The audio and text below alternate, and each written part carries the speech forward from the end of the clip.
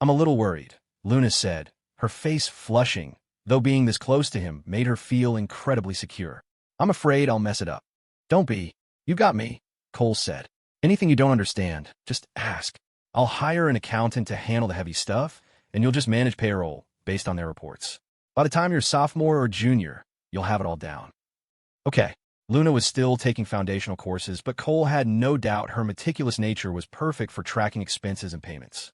It was almost 10 o'clock at night, and the campus greenway was still busy with students passing by in both directions. Luna, dressed neatly with a tall, elegant posture, drew more than a few glances. That, Cole. Luna suddenly realized she'd never really known what to call him. Calling him just Cole felt a little distant, and she didn't like that.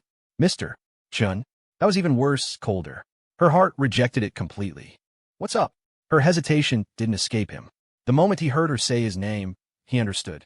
He tightened his arm around her waist, pulling her flush against him, and whispered in her ear, You can call me whatever you want.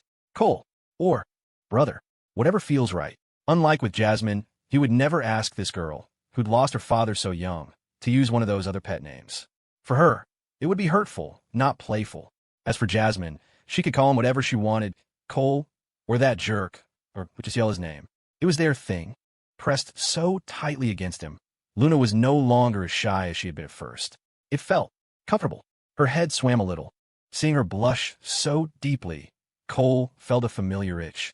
He leaned back in, deliberately teasing. You don't want to call me brother? Fine then. How about Mr. Chun? Luna wasn't stupid. She knew he was teasing her. She didn't dare turn her head, knowing their lips would touch if she did. The tickling warmth on her earlobe made her want to flinch away, but another part of her wanted to stay right where she was. Cole straightened his face, pressing his ear to her lips. Come on, Lou. Let me hear you say Mr. Chun. A moment later, a warm breath washed over his ear, followed by a soft, girlish voice. Brother. Perfect. A wave of pure satisfaction rolled through Cole. He couldn't help but pull her even tighter. He scanned the area, a flicker of annoyance for Eastwood University's planning committee crossing his mind. This whole beautiful greenway, and not a single bench in sight. It was illogical. It was too cold to sit on the grass. What were you going to say before, Louis asked? It's just that girl who came in today. She's been to the shop a bunch of times when you weren't there. Luna couldn't hold it back any longer. She tilted her head to look at his profile, an unreadable light flickering in her eyes. For a girl from rural West Virginia, the word brother carried a special weight. It wasn't just a word. It was a promise. Just ignore her, Cole said dismissively. If she buys a tea, she's a customer. Anything else doesn't matter. As he spoke, he reached over with his left hand and took hers. Her small hand rested in his palm, letting him gently knead it. It was a little cool to the touch and slightly rougher than Jasmine's or Serena's, but still soft. They had just passed under a large oak tree, its canopy blocking the lamplight, with the nearest passers-by a good distance away. Are you cold?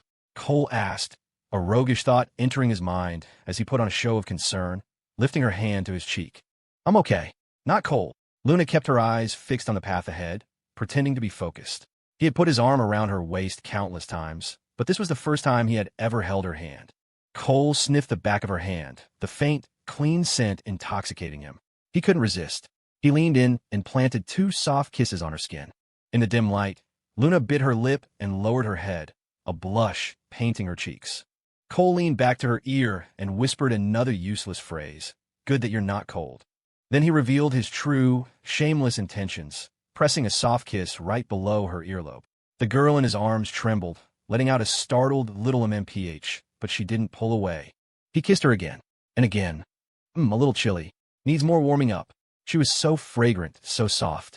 Cole's mind started to get fuzzy. His intrusive thoughts were like a drunkard at a party. Yeah, that's it. Go for the lips next. His better nature roared back. Shameless. Get away from her mouth. Cole, ever the fair and just referee, smacked them both down. The ear was fine. The mouth was off limits. It would ruin his grand strategy. Luna's eyes were half closed, her heart pounding in her chest.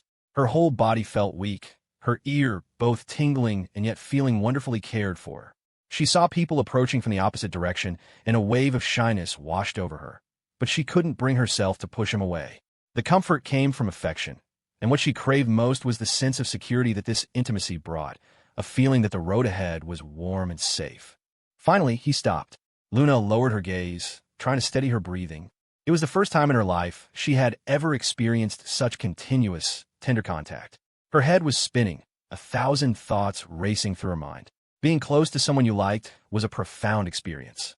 She accepted it gladly, even hoped for more. She wanted this life, full and cherished, to last forever. The greenway was long, and usually the walk felt tiring. But right now, she wished it would never end. Cole let go of her waist and took her hand instead, gently lacing his fingers through hers. He immediately got a response. Her small hand tightened, locking with his. Excellent. A two-way street, Cole thought, deeply satisfied.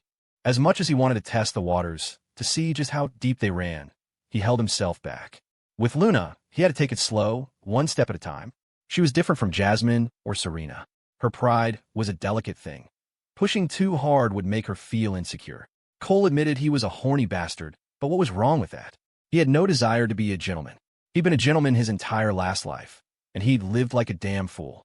It was only after he'd been broken, after he'd become cold and calculating, that he'd seen so many other gentlemen like his former self. His colleagues, his friends, not a single one of them had a happy ending. Girls didn't need a gentleman, not really. A little respect was fine, but most of them secretly hoped you'd be a little more aggressive. The ones who said they wanted a gentleman were really just saying, wait until I give you the signal. Being a gentleman only brought useless vanity and a mountain of regret. Cole figured that since he'd come this far, he might as well be open about it and take care of her properly. The only time it became meaningless was if the other person wasn't willing. But if there was a connection, a bond, and a willingness, then he would never, ever let go. He wasn't some virtuous sage who spouted morality while letting the women in his life slip away. He savored the soft, warm fragrance of the girl beside him all the way to her dorm. After she went inside, Luna walked up to the 6th floor and, out of habit, looked out the window for his departing figure, watching until he disappeared behind a building. Wait, you're not working at the Tea Alchemist anymore? Brianna asked, shocked, after Luna told her about Cole's new arrangement. I'll still be there, just maybe not as much, Luna answered, a bit distracted. Her ear still seemed to be tingling. But what am I going to do all alone? Brianna moaned, her expression full of theatrical despair. Felicity, however, smelled an opportunity. She hopped down from her bunk and sat next to Luna. So, does this mean you're his head of finance now? His CFO? I'm just in charge of payroll and expense reports, Luna said, a little embarrassed. Girl, my future is in your hands. Felicity threw her arms around Luna's shoulders, bouncing with excitement. She hadn't rushed to find a part-time job, wanting to focus on her major first and find a good career later. Now, with a connection like Luna, how could she not find a great job? Hadn't everyone seen that Luna and Brianna's wages were way above the norm? Brianna's brain finally caught up. She was a business major too. She wasn't going to be making tea forever. Her sister's man already had 2 companies, and maybe there would be more later. He'd definitely need a few finance people. If she stuck close to Luna, she'd be set. The other 3 roommates were out with their boyfriends, so the 3 of them could talk freely, excitedly discussing how Luna should approach her new job. The next morning, Cole took Luna to the Student Venture Lab on the 15th floor of the business school. I'm a little scared, Luna said, looking up at him with anxious eyes as they stood at the base of the building. Don't be. They're all great people, and there are a bunch of upperclassmen girls there, Cole reassured her. Okay. Luna mustered her courage and nodded. If Cole said they were good people, then they must be. Starting today, you're the finance manager for Headline Today and the Tea Alchemist. They're all counting on you, Cole said with a grin. Come on, let's go upstairs and you can start counting our money in a whole new way. The phrase, our money, made Luna's heart skip a beat. For some reason, she felt a lot more relaxed. Okay, she said. They went up to Suite 1502. The 4 people from the content moderation team in 1503 came over as well. Everyone, I'd like you to meet Luna, Cole announced. She's a freshman in the accounting program here at Eastwood, and she'll be our company's new finance manager. From now on, payroll and reimbursements go through her.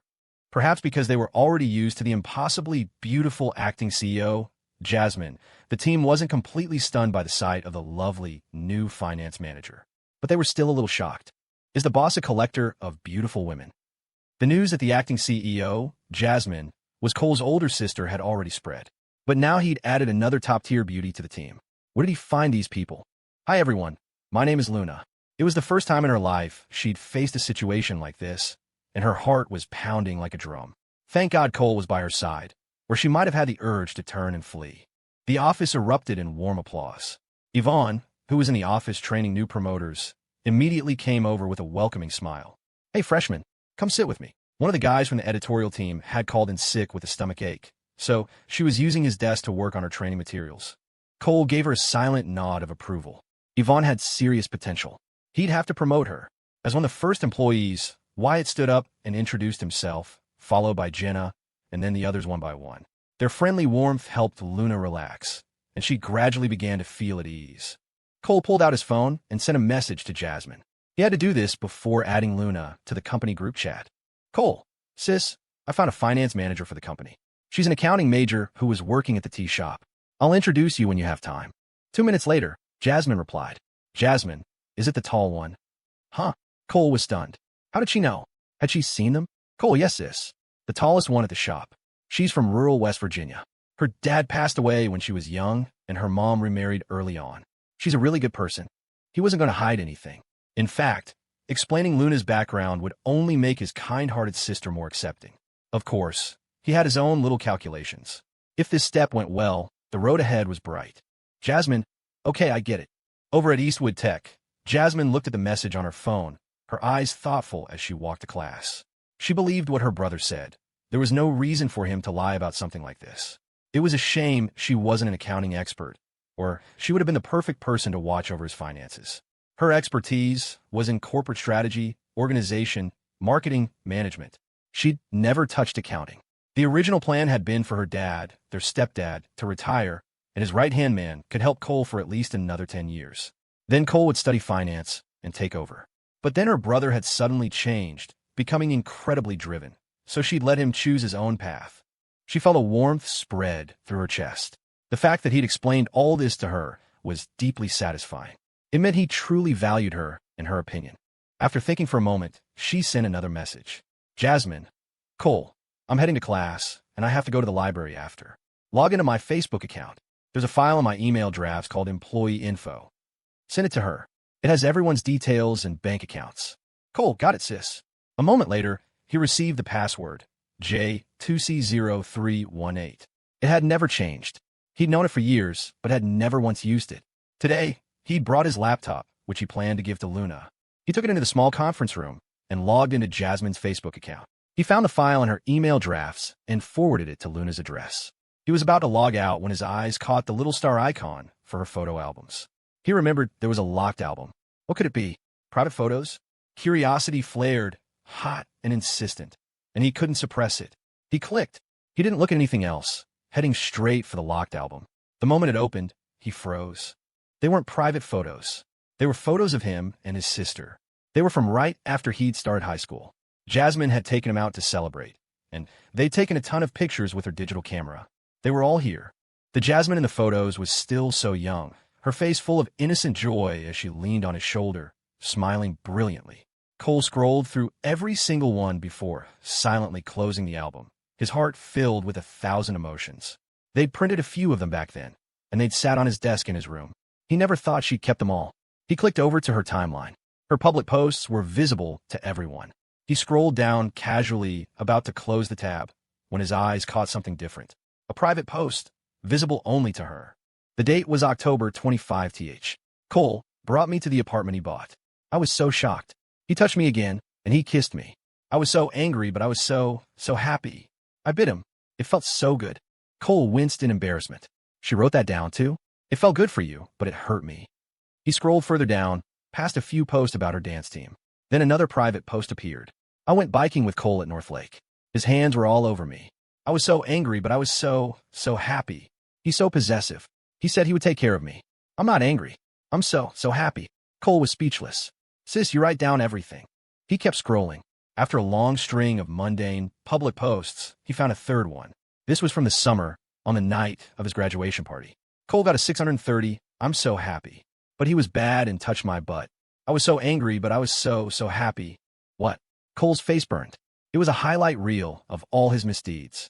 He kept scrolling down, but found no more private posts for a long time. Finally, after scrolling back another 6 months, one appeared. "Cole isn't really talking to me. He doesn't text back. I feel so sad, I want to cry. He's grown up. He doesn't need me anymore." Crying emoji. A sharp pain lanced through Cole's chest, and his eyes began to sting. It was all his fault. He'd been so stupid. When they were too close, he'd taken her for granted and had simply been oblivious. He scrolled back another 6 months. Cole doesn't text me back much. Maybe he's stressed with school. I try to wake him up, but he won't listen. He won't even let me bite him. I'm so sad. He forgot about our movie date, too. The further back he went, the happier the post became. Cole scrolled silently. Mom, Dad, and my parents all went to visit relatives. I slept with Cole last night. He's all grown up, so we can't sleep together anymore soon. I fell asleep biting him. It was so nice. Cole remembered that. She had left faint teeth marks all over him. Cole did great on his exams. I rewarded him with an ice cream bar every day. It's so nice. It makes me want to bite him even more. I think I'm really sick. A girl in Cole's class gave him a love letter. I'm so unhappy. I don't want to sleep with him, but we did anyway. I gnawed on the skin of his shoulder. It felt so good. I'm sick. Cole remembered that girl. He hadn't had a single thought about romance back then. A love letter meant nothing to him. He hadn't heard from her since graduation. But, Jasmine, why did you even write this down? Slept with Cole tonight. I bit his shoulder. He said it hurt. I was so happy. All my stress from school is gone. I might be a little sick. Slept with Cole tonight. I bit his arm. He tried to run. I told him if he dared to run, and he let me bite him. It felt so good. He asked me why I'm always biting him. I told him it's because he used to have to be chewing on me to fall asleep. So embarrassing. I'm going to bite him again tomorrow. Cole felt a flush of shame. Jasmine even remembered that from when they were little kids. That was the last one. He finished reading and logged out of her account, deleting his login information from the browser. He sat there in silence, his mind a chaotic mess of emotions. He thought about Jasmine's suicide in his past life. The timing. It was right when he was acting like a desperate simp for Julia. Back then, he hadn't cared about anything else. He didn't even go home for breaks. It was only after he heard the news of Jasmine's death that he'd finally stopped, falling into a long, deep depression. He'd cried for her. Could it be? Was it possible that it was because he had completely ignored her? In his past life, were there other private posts in her account? If he hadn't read these, he would have never realized the true depth of Jasmine's feelings for him, her unique affection and her quirks. He had always thought it was just doting love, a special fondness. He never imagined it was something so much deeper. Mr. Chun, where are you? Yvonne's voice called from outside. Right here. Be right out. Cole took a deep breath and forced it out. He had to find time to comfort his sister, to take her to a movie, and to have a real talk. He walked out of the conference room and saw Yvonne waiting. She whispered, Luna is looking for you. She seemed really anxious when she couldn't find you. Okay, thanks. I'll go check on her. Watching Cole hurry away, Yvonne felt a flicker of curiosity. Luna couldn't handle Cole being out of sight for 10 minutes. As a woman, she simply couldn't understand it. If it were her, she'd be like, go wherever you want. It's not like you're going to get lost. Inside Suite 1502, the moment Luna saw Cole, the anxious knot in her chest loosened, and her mind instantly settled. She didn't know why she had been so worried. She knew she was on campus, and that he would be back soon. But a sudden, overwhelming anxiety had gripped her, a feeling like she was about to suffocate. Luna, come here, Cole said with a smile, forcing down the emotions that were still churning inside him. Okay, Luna happily trotted over to him. He led her to Suite 1503 and found her a seat. He showed her how to log into the business accounts for both companies, gave her the official finance stamp, and told her the employee information was in her email. For now, the company's accounts were simple, which would give her time to get familiar with everything. Calculating salaries wasn't difficult, though the editorial department's performance-based pay required more attention. Cole gave her an internal admin account with top-level permissions, so she could track the click rates for each article. Luna was a quick study with these concrete tasks, just as she could remember the tea shop's entire inventory by heart. It was a huge relief for Cole. There wasn't a dedicated finance office, so Luna wouldn't have to work fixed hours. They agreed that every Tuesday afternoon would be for reconciliation and reimbursements. She only needed to come in for half a day, making her job the most relaxed in the company. This was intentional on Cole's part. He wanted to give her plenty of time to focus on her studies so she could play an even bigger role in the future. Then, Cole added Luna to the company group chat. When they went downstairs, Luna was no longer so timid. She liked the atmosphere. With Cole, so many friendly colleagues, and meaningful work to do, her life felt incredibly full. The lost and helpless feeling she'd had when she first arrived at Eastwood had completely vanished. Yet, for some reason, a faint unease lingered deep inside her. Walking back to her dorm along the Greenway, Luna glanced at Cole, a hint of confusion and worry in her eyes. Is something on your mind? She asked, having keenly sensed that something was off. Huh? No, just thinking about the company, Cole said, startled out his thoughts. He forced a smile. He was still thinking about Jasmine, filled with guilt over his past neglect. Oh, Luna lowered her head, a flicker of disappointment in her eyes. Something was wrong, but he wasn't willing to tell her. That uneasy feeling grew stronger, an indescribable tightness in her chest, like she couldn't breathe. Cole walked on in silence for a moment. Then he felt something was wrong. Something was wrong with Luna. He turned and saw that her face was pale, completely drained of color. He stopped, holding her arm. What's wrong, Lou? It's nothing. Luna bit her lip, her gaze vacant as she stared ahead. Her intuition was screaming at her. After that 10-minute disappearance, Cole had changed. It felt as if the chain connecting them was about to break. It hurt so much. She couldn't breathe. Are you tired? Come on, let's find a place to sit for a bit. Even though his mind was on Jasmine, his concern for Luna was just as real. He took her hand and led her toward a bench by a nearby flower bed. He could feel it. She felt heavier, as if something was weighing down her steps. What's going on? Cole was completely baffled. They sat down on the bench. Luna kept her head down, not saying a word. Lou, did I say something wrong? Cole took her hand and gave it a gentle shake. She still didn't speak. From his angle, he could see tears dripping from her chin onto her jeans. Hey, what's this? Let me see. Cole reached out, cupping her cheek and gently turning her face toward him. Her face was stained with tears, her eyes dull and lifeless, as if her soul had left her body. Cole couldn't figure it out. This was so strange. Nothing had happened. He wiped the tears from her cheeks and said softly, Talk to me. Did someone upset you upstairs? If anyone bullied you, I'll fire them on the spot. No, it's not. That, Luna sobbed, shaking her head. The intense anxiety in her heart was still there. She trusted her intuition, just like she had when she was 15 and felt like someone was watching her. It turned out to be true. A man had tried to block her path on the road, but her senses were sharp, and she'd turned and sprinted away before he could get close. After that, she had started living at the school. This was the same feeling. She had a premonition that Cole was about to leave her. Are you going to leave me? Woo. Cole's body went rigid. Cole had, in fact, been considering it. He'd been thinking about how to properly settle things with Luna and with Serena. The guilt he felt over Jasmine was eating him alive. But how could this girl have guessed? She was crying so hard. All Cole could do was hold her, gently patting her back. He lied through his teeth. Of course not. Where did you get an idea like that? But in his distraction, he'd miscalculated. His words, his actions, they were different from usual. Luna felt it immediately. A wave of grief and despair washed over her, a pain like a knife twisting in her gut. He was going to leave her. It was as if a window that had just opened in the darkness was suddenly slammed shut. Everything in the future was meaningless. This lonely, suffocating world. Maybe it was time to find a different one. Even though she was still in his arms, she felt no warmth. Because it didn't belong to her. She didn't know what had happened, but the connection she felt on a soul-deep level couldn't be wrong. And Cole's reaction couldn't be wrong. He wasn't like this before. His words, his expression, none of it was the same. Her crying suddenly stopped. Cole's heart sank. Luna's gaze was vacant, as if she'd lost her soul. Silence stretched for a few seconds. A tide of heartache flooded Cole, washing over his chaotic thoughts and clearing his head. He snapped to his senses. He had said the wrong thing. The person in his arms was incredibly sensitive, fiercely proud, and very smart. She must have sensed something. He had been a fool.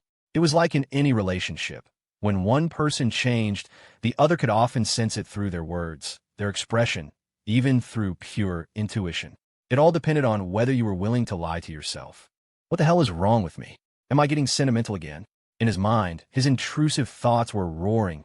What more could you possibly want, you idiot? Do you think this makes you noble? His better nature snapped back coldly. You shameless fool. You sowed this seed, so you have to see it through to harvest. Otherwise, what's the difference between the Luna and Serena of today and the Jasmine of the past? Harming them is evil. If you cause that, you deserve to be cooked 300 times over. For once, his inner demons were in complete agreement, furiously berating him in a dimension where time was measured in microseconds. Cole mentally kicked both of them over. Shut up. I know what I'm doing. In truth, he had only considered the idea. He'd been tempted. But now, seeing Luna's tear-streaked face and her lifeless expression, he didn't dare be sentimental any longer. He was no longer the boy from his past life. He was a man who had been forged in pain and regret. Sticking to his principles was his only way to survive. The fact that he'd only seen those private posts after things had already gone this far, that was fate. He had to accept it. Any other action would just create more trouble, more pain. Now that he was back before Jasmine's tragedy, all he had to do was cherish her, take care of her, and love her. Whatever she wanted, he would give her. If she wanted to bite him, he'd let her bite him however she pleased. He had pulled Luna out of the water himself. One misstep, and he could be the one to push her back in. And Serena, who had been a perfectly sweet and normal girl, had been turned into a clingy, pining mess by him. If he suddenly changed on her, what would happen? So, he had to follow the path fate had laid out for him and enjoy a happy life. In that instant, Cole abandoned all thoughts that were detrimental to his new life. He made up his mind. He would be resolute. He would become a man of great, all-encompassing love. In his mind, it was an epic struggle. In reality, only a few seconds had passed. While Luna was still resting on his shoulder, Cole scooped her up and settled her in his lap. Luna didn't move, but her eyelashes fluttered. For some reason, the knot in her chest loosened just a little. But she still didn't want to talk to him. "Hey Lou, don't be sad. I really was just thinking about company stuff. I'm sorry I let my mood affect you," Cole said, shamelessly inventing an excuse. He puckered his lips and planted 3 loud kisses on her cheek. Mwah, mwah, mwah. A little salty. Thankfully, there were few students near the Venture Lab building. It was open and quiet, but they still attracted some attention. A group of 4 guys and 1 girl walking by a few dozen yards away all turned to look, their expressions a mixture of curiosity and annoyance. Who is this guy, making out in broad daylight? Have some shame. It's bad for the morale of us single people. Cole glanced up, then lowered his head again, unconcerned. Luna was still silent, her eyes half closed, her lashes fluttering occasionally. "Still not talking to me? Then I'm going to have to keep kissing you." Cole grinned mischievously, leaned in, and lashed his lips onto her soft cheek. Mwah! So tender, so fragrant. This was the taste he wanted. The clouds parted. Cole, the shameless flirt, was back. Luna still kept her eyes half closed, but a little color had returned to her cheeks. Seeing that she wasn't stopping him, Cole swallowed hard and leaned down to kiss her tender cheek again. Mwah! Her rosy little mouth was right there in front of him. He wanted so badly to capture it. But not yet. He knew his Jasmine. Her lips were off limits for now. But her eyes were fair game, right? And her nose. Cole didn't care anymore. He didn't care that people were watching from a distance. A rain of kisses fell on her face. Mwah! Mwah! Mwah! At first, Luna could pretend not to care, but after 7 or 8 kisses, she buried her face in his shoulder, her neck blushing red. This was the first time Cole had been so brazenly affectionate. In broad daylight, with people right over there, couldn't he wait until they were alone? Luna's eyelashes fluttered rapidly. The oppressive, suffocating despair vanished, replaced by a clear sky. The feeling from him was different now. She could sense even more affection than before. This was the right flavor. Seeing her return to her usual shy self, Cole let out a sigh of relief. As long as her mood changed, it meant she was okay. The girl in his lap was substantial solid. The kind of build that, according to old wives' tales, was good for bearing sons. Yes, this whole empire is mine, Cole thought with a serious expression.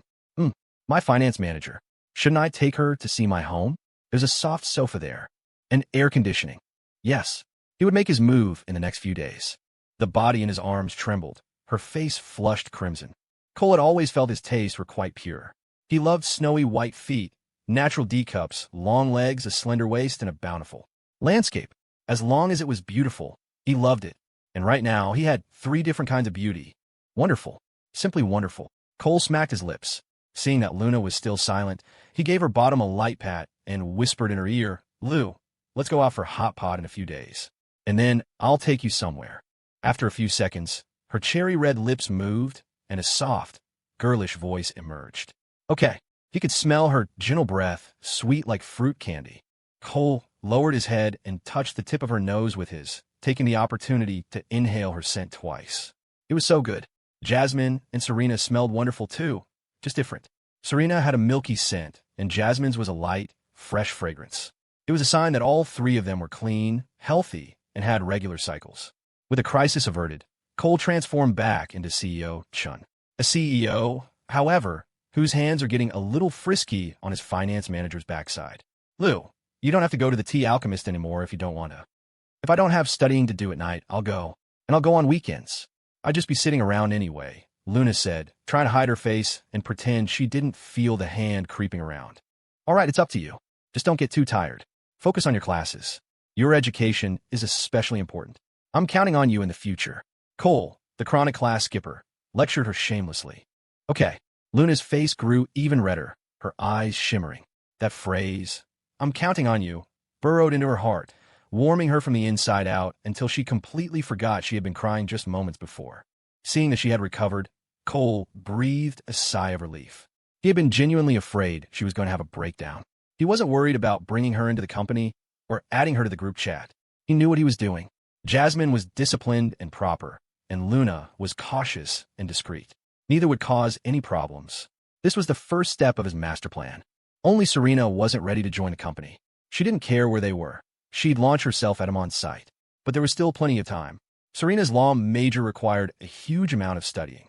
Come on, I'll walk you back to your dorm. Okay. Reluctantly, Luna stood up from his lap. She felt incredibly awkward, not knowing what to do with herself. After crying like that, being kissed, and having her butt touched, her deepest defenses had completely crumbled. Now, out of his arms, it felt like stepping out of his safe house into the open. She didn't even know where to put her hands. When Cole's arm wrapped around her waist again, she instantly felt grounded, and the awkwardness slowly faded. After walking Luna back, Cole headed for Suite 1503. He felt uneasy if he didn't check the data every day. On the way, his phone rang. He glanced at the screen, surprised. It was Serena. Why was she calling instead of texting? Class just get out? He asked with a smile. Hey Cole, where are you? Serena's voice sounded a little distressed. I'm near the venture lab. Oh, what's wrong? It's just, I was in class just now, and I got this really anxious feeling. I just wanted to talk to you. Is your period coming? Cole teased, though a different, wilder thought crossed his mind. No, it was just a few days ago. I felt like you were about to disappear or something. My heart started racing. Cole froze. Was it really that uncanny? First Luna, and now Serena. They could both sense it. Luna he could understand. She was right there with him and could have picked up on his mood. But how could Serena know? Did she have psychic powers? How could that happen? Did you not sleep well last night? I slept great. It was just during class. I feel better now. Maybe it's because I haven't seen you in a few days and I miss you. How much do you miss me? So much, she said, her voice a sweet, playful cascade of so muches. I miss you too, Cole said, genuinely moved. Cole, yeah, I want you to know, wherever you go, I'll follow. What if my startup fails and I'm dirt poor? Are you going to follow me onto the streets? He chuckled. Yep, I'll hold the cane, you'll hold the bowl, and we'll go beg for money from my uncle. If they don't give us any, I'll just lie on the ground and refuse to get up, Serena giggled. Huh, they'd definitely kick me out. So what? We'll go get jobs. I'll be a lawyer, you'll be a financial analyst, and we'll save up to start another business. Cole's heart swelled. It was like the beginning of every love story, where the future was a beautiful, shining fantasy. Some of them made it, and some of them shattered. What happened in the future didn't matter. The fact that Serena felt this way was enough to move him deeply. This was 1,000,000 times better than the queen of the fish pond. Don't worry, we won't be begging. I'll work hard to take care of you. MHM, and I'll take care of you too. They finally hung up when Serena had to go to her next class. Looks like I really do have to walk this path of great love with all my heart, thought Cole the greedy. Over the next couple of days, Headline Today's growth accelerated. Thanks to the relentless efforts of the promotions team, the site had spread across 10 universities. It was rare to find a student who hadn't heard of it. It was fun, interesting, and full of attractive guys and girls. There were tons of articles, real, fabricated, serious, and funny. Every time you refreshed the feed, something you were interested in would pop up. News, current events, and the latest updates from each university, including dorm gossip. Of course, the policy updates were mostly for show. Who had time to read that? But it had to be there, just in case a student needed information without having to track down their RA or a student government rep. Cole specifically told Yvonne to do whatever she could to show the student governments and university administrations the value of Headline Today, hoping to get them to register official accounts. He wasn't in a hurry to monetize. First, he needed to stabilize and expand to more schools. For the campuses they'd already covered, he wanted to let the user base settle and deepen. His current costs, aside from equipment, were just salaries and utilities, which he could easily handle.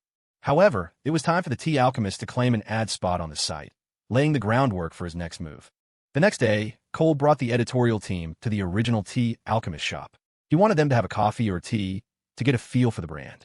He split off 2 journalism majors from the editorial department to form a new advertising and marketing team.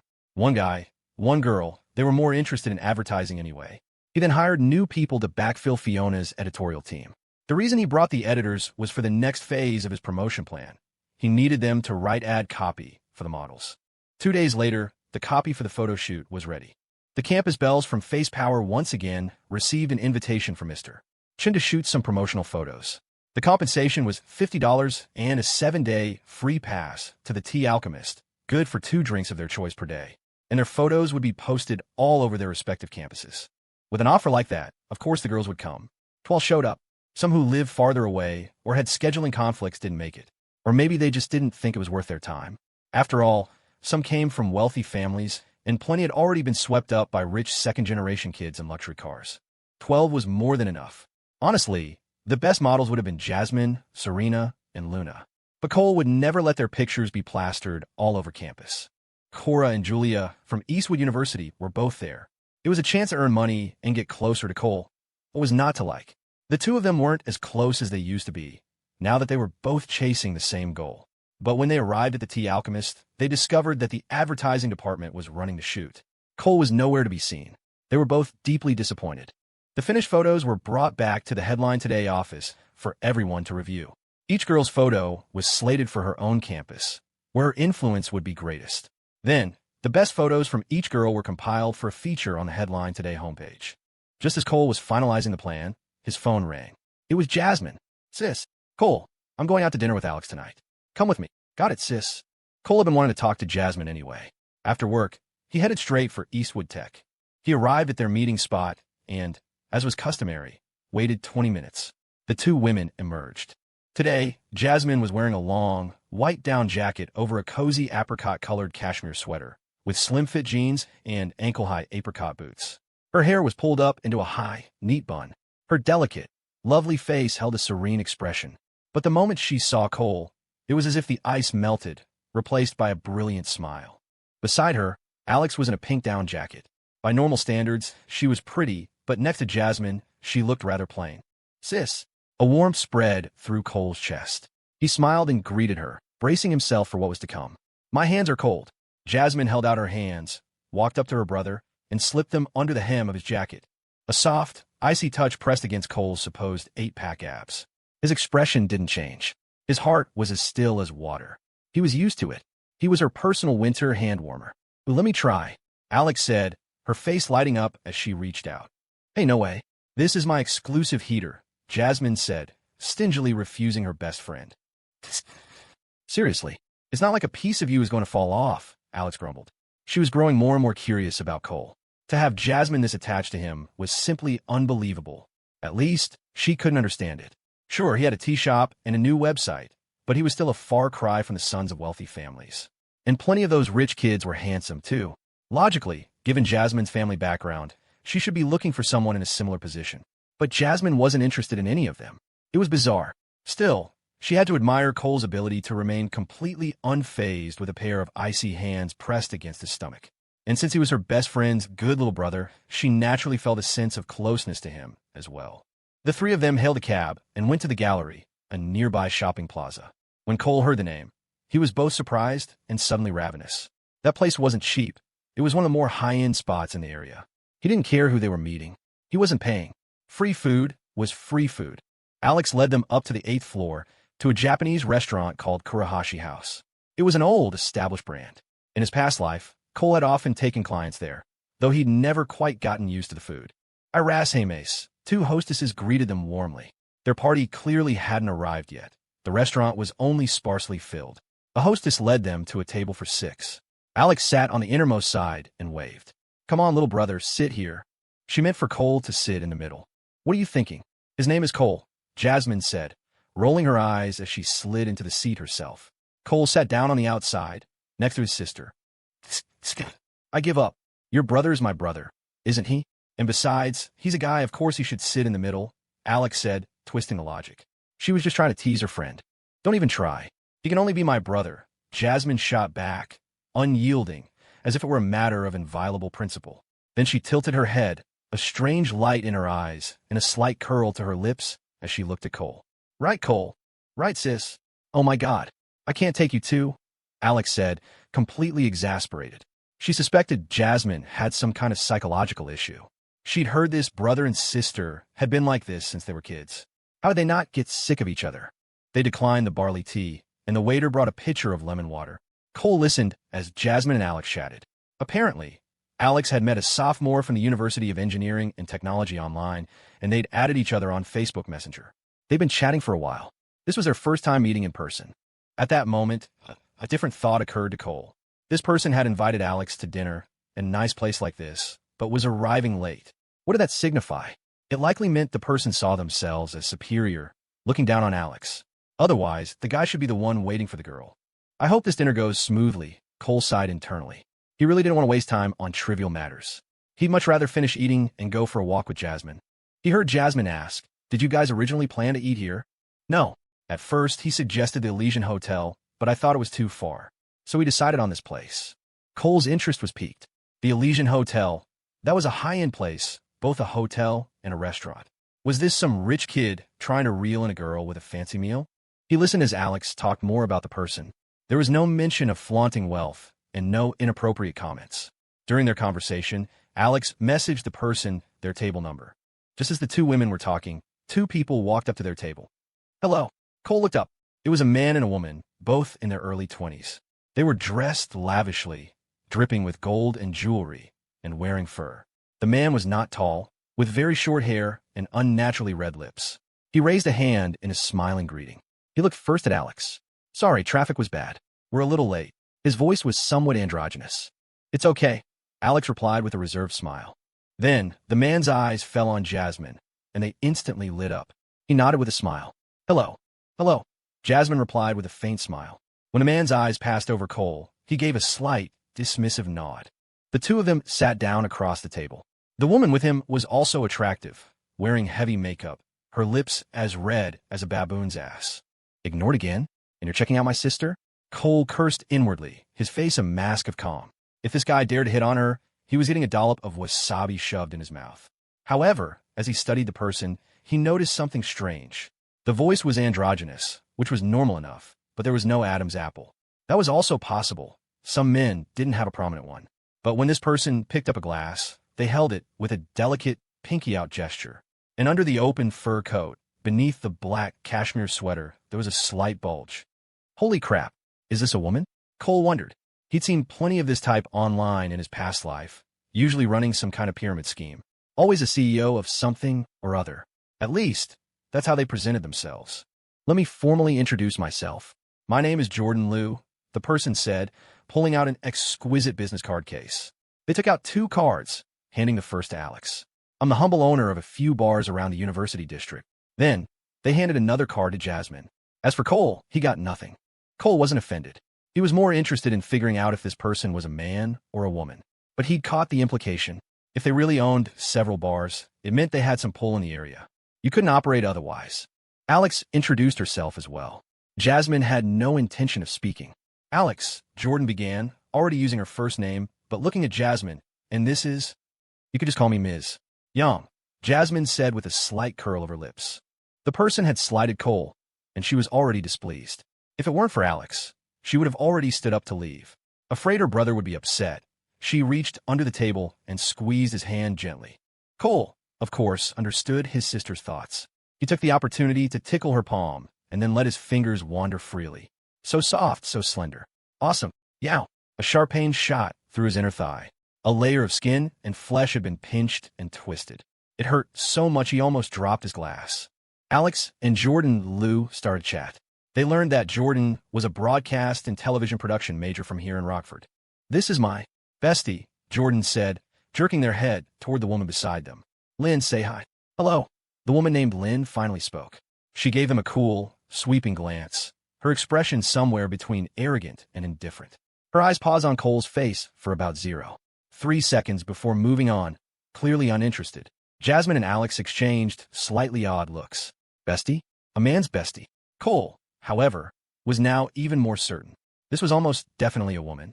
He decided to test his theory. "Ms. Liu," he said, "what kind of bars do you own? Maybe we could stop by for a visit sometime." The address stunned everyone at the table. Jasmine shot her brother a confused look. Jordan's gaze sharpened, a look of wary suspicion in their eyes. "Do you know me?" The woman Lynn also looked up from her phone, a playful glint in her eyes. Just met you. Why? Are we not welcome?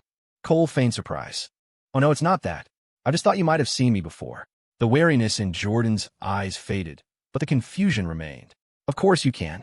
I have a music lounge near Eastwood University. A lounge bar? Cole pressed. Yes. Ha, you seem to know your stuff. Jordan chuckled, a flicker of curiosity in their eyes now.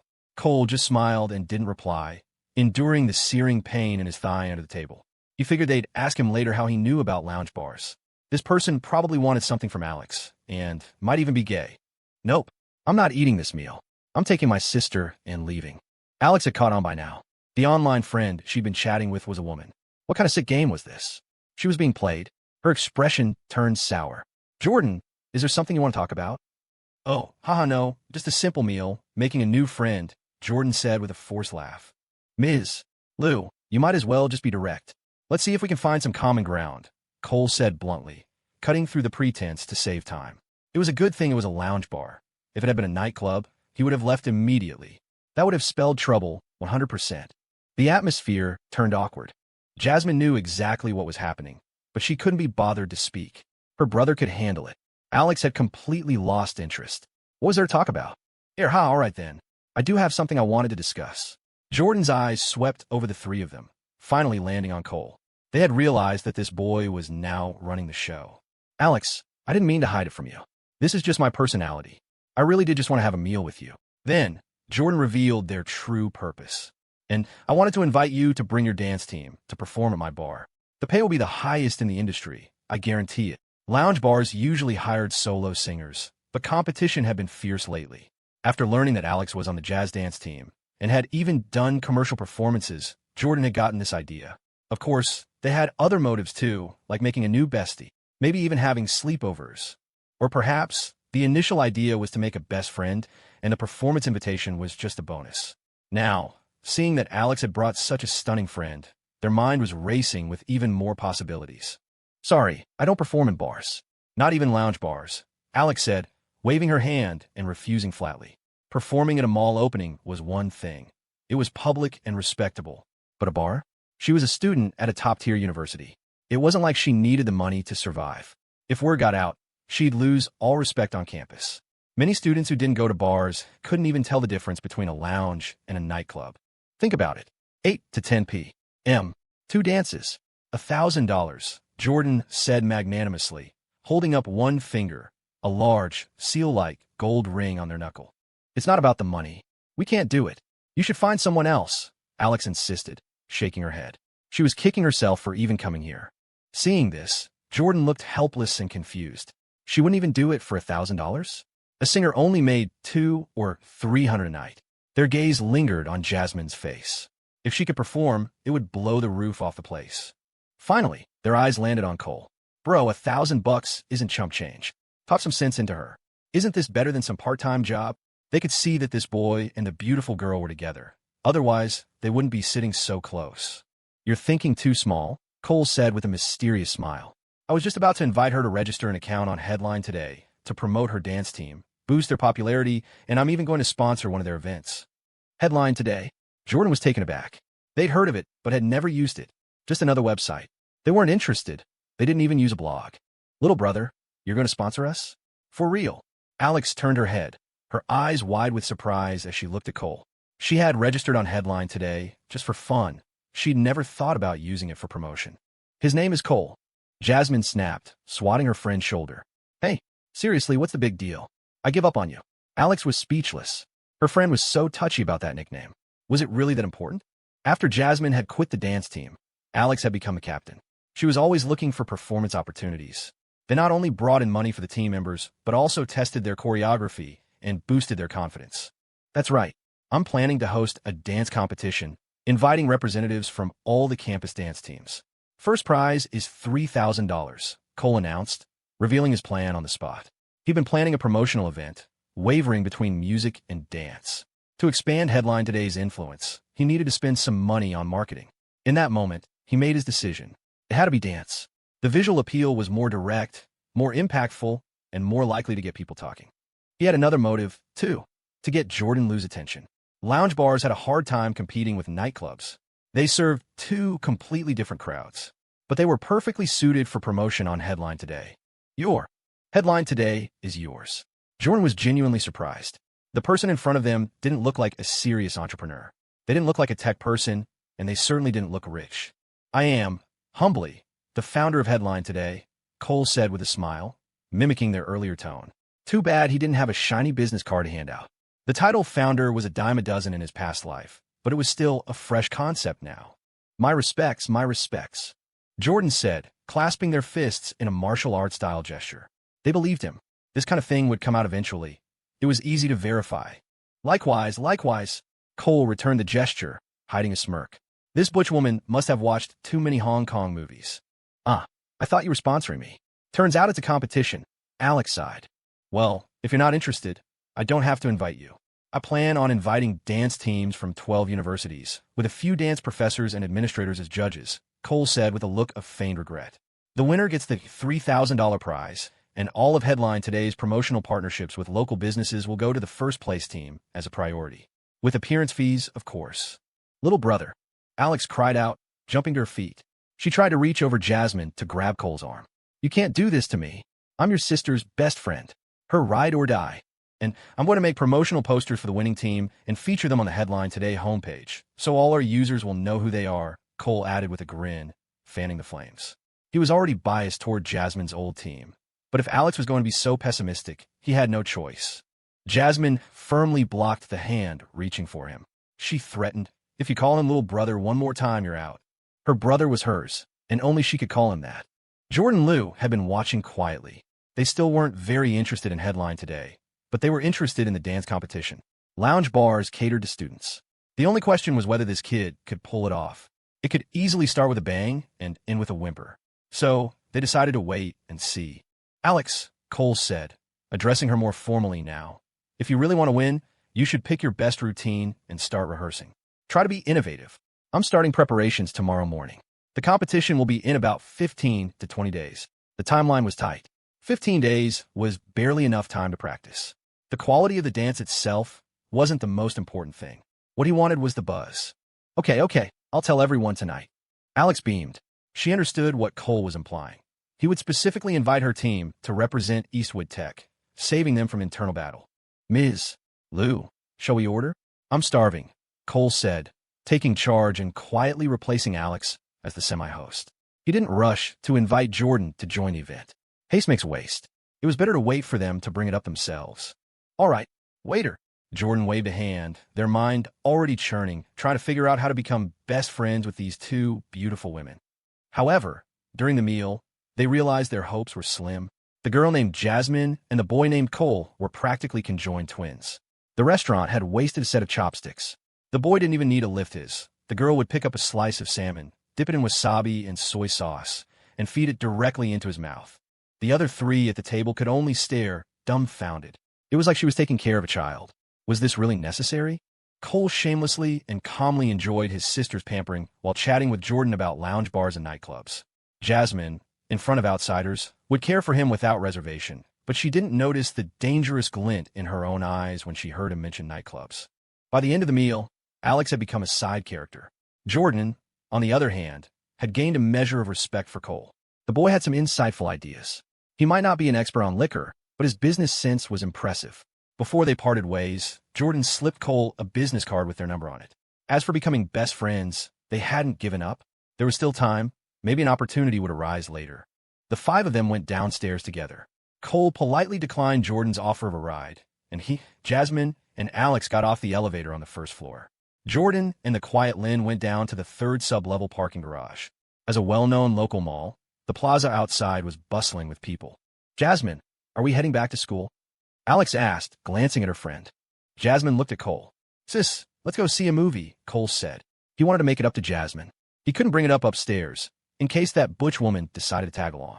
Okay, Jasmine agreed happily. Alex, how about I get you a cab back to campus? Cole said to her with a smile. No way. Are you trying to get rid of me? I'm playing third wheel tonight, that's final. Wherever you go, I go. What if I get kidnapped by bad guys on my way back alone? Alex latched onto them. She had nowhere else to go anyway. It was better to hang out with them. The closer she got, the better. It wasn't like they were going to get a hotel room, right? Alex, that's not a good idea, is it? Cole was speechless. Why did she have to tag along? Forget it, Cole. Let's just go together, Jasmine said. They've been good friends for 3 years. She couldn't just kick her out. That would hurt their friendship. Fine. I'll buy the tickets, you buy the popcorn. Cole relented, since Jasmine had spoken. Stingy. I'll just eat Jasmine's, Alex retorted, nearly dying of indignation.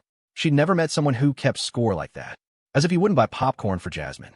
The three of them went back up to the 4th-floor movie theater in the gallery and bought 3 tickets for the Chronicles of Narnia, The Voyage of the Dawn Treader.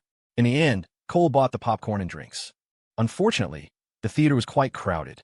In the darkness, Cole played with Jasmine's small, smooth hand. She tried to pull it back a few times, but he wouldn't let go. After pinching him a few times, she finally relented and let him play with it. Halfway through the movie, Jasmine took her brother's wrist and bit down. Sometimes hard, sometimes light. Sometimes she would just hold a small bit of skin between her teeth and grind them back and forth. Cole sucked in a sharp breath through his teeth. But he was used to it. It was his sister's version of popcorn. Beside them, Alex caught a glimpse of this in the flickering light from the screen. Her eyes twitched. What is wrong with Jasmine? When the movie ended, none of the three had any idea what they had just watched. Who was the main character? No clue. They were back downstairs at the gallery, and it was already 10 o'clock. The night wind was a bit chilly, but their hearts were warm. Cole, feeling a surge of energy, hatched a devious plan. Alex, you should head back. My sister and I are going somewhere to talk about something. Jasmine's face was a mask of calm, but her heart was pounding. She knew where her brother wanted to take her. If they went. Nope. Tonight, I'm protecting Jasmine. Wherever she goes, I go. Alex shook her head firmly. Her curiosity was piqued 1,000,000 times over. She had to see what Jasmine was up to tonight. This was a show she couldn't miss. Maybe she could write a book. The Strange Love Habits of the Campus Queen. It could be a bestseller. This. Cole seethed internally. How could she be so clueless? He shot desperate glances at his sister. She understood, but she looked at her friend with a helpless expression. Just as she was about to try and persuade her, Alex put on a pitiful face. I promise I won't bother you, okay? Look how late it is. By the time I get back, the dorms will be locked. I'm so pathetic. Can't you just take me in? Late? It was only 10. Cole was fuming. He never should have let her come to the movie. But he knew from Jasmine that Alex had been her good friend since freshman year, and was a decent person. He trusted his sister's judgment.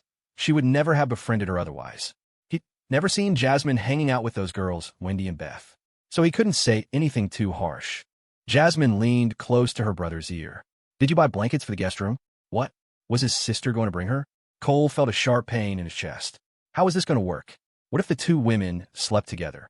What about his grand, devious plan? I did, yeah. His sister had asked, and he'd answered truthfully before he could stop himself. He immediately regretted it. He had indeed bought extra sets because they were on sale. He'd even had the cleaning lady wash and dry them, all in preparation for his grand enterprise. Ahem. Then let's go. We can all head back to school together tomorrow. Jasmine reached her hand inside her brother's jacket, twisted a bit of flesh at his waist, and shot him a sideways glance. You jerk. Thinking bad, thoughts again. When the taxi pulled up in front of the Golden Bay residences, Alex was shocked. This was a rather grand place to be getting a room. She had assumed they were going to a hotel where she and Jasmine would share a double room, and someone would sneak out in the middle of the night. She'd even imagined them getting just one room, and someone sneaking into the other bed. She would be forced to listen to the noises as she tried to sleep. Now it seemed she had been overthinking things. When they entered apartment C, 2201, and Cole said he'd bought it, Alex was even more surprised. This area wasn't cheap. There's hot water for a shower, Cole said, then pointed to the closet in the guest room. There are clean sheets and blankets on the top shelf. He was looking at Alex, his meaning clear. That is where you belong. Unfortunately, Alex pretended not to understand. She pulled Jasmine toward the guest room. Jasmine, let's go make the bed. Jasmine followed, her feelings a complex tangle. She was too embarrassed to say what was on her mind, especially in front of her best friend. With an extra person around, Cole's plan to have a heart-to-heart was ruined. He took a hot shower to clear his head, then slipped into bed in the master bedroom, playing on his phone and listening to the sounds outside. It seemed like Jasmine was taking a shower. That other woman wasn't even washing up. She was probably just uncomfortable in a strange place. Cole replied to a few messages from Serena. There was no response. She was probably already asleep. Her law classes often started at 8 a.m. It was normal for her to have a full schedule all week. Law and medicine were both mentally draining majors, ranking second in the rate of premature balding. First place went to computer science.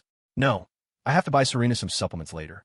That beautiful black hair of hers must be protected. He heard the soft shuffle of slippers. It must be Jasmine, finished with her shower. The footsteps went into the guest room. The door closed, and Cole's heart shattered. Sigh. No chance. The night deepened, and the city quieted down. In the guest room, why are you tossing and turning so much? It's cold, Alex grumbled.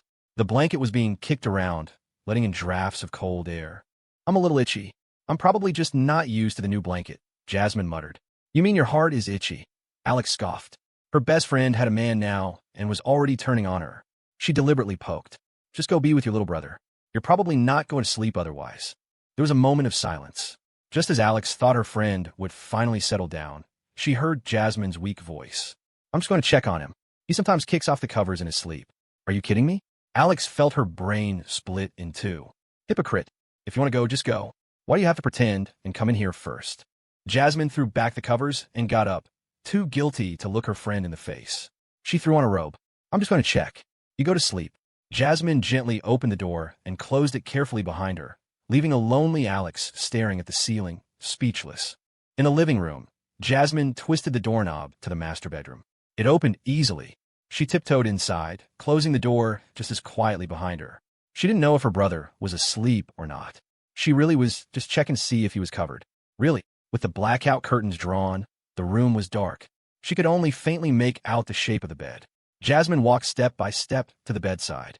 Okay, he's covered. He seemed to be asleep. What should she do? Go back. Her heart was pounding. She wanted to slip into the covers, but she was a little embarrassed. They'd slept together since they were kids, but he was grown up now. What if he didn't want it anymore? What if? Jasmine was torn. Just then, Cole rolled over, turning his back to her and kicking the covers off, exposing half his body to the cold air. He really did kick them off. He must be asleep. Jasmine quickly knelt on the bed to cover him up. Suddenly, the person on the bed turned, and arms wrapped around her, pulling her down onto her chest. Ah! Jasmine cried out, trying to push herself up. Hey, Cole, I was just covering you. I know, sis. The darkness hid the wicked grin on Cole's face. He had heard the guest room door open as clear as day, and when he heard his own bedroom door open, his spirits had soared. Cole, wait. My slippers. Jasmine gasped, her heart racing as she kicked off her slippers. But inside, she was happy. It was clear her brother wanted her there. She hadn't slept with him like this in so long, just talking until they fell asleep. She missed it dearly. Cole was, of course, overjoyed. He tucked Jasmine under the covers and held her gently. It was time to have a real talk with his sister.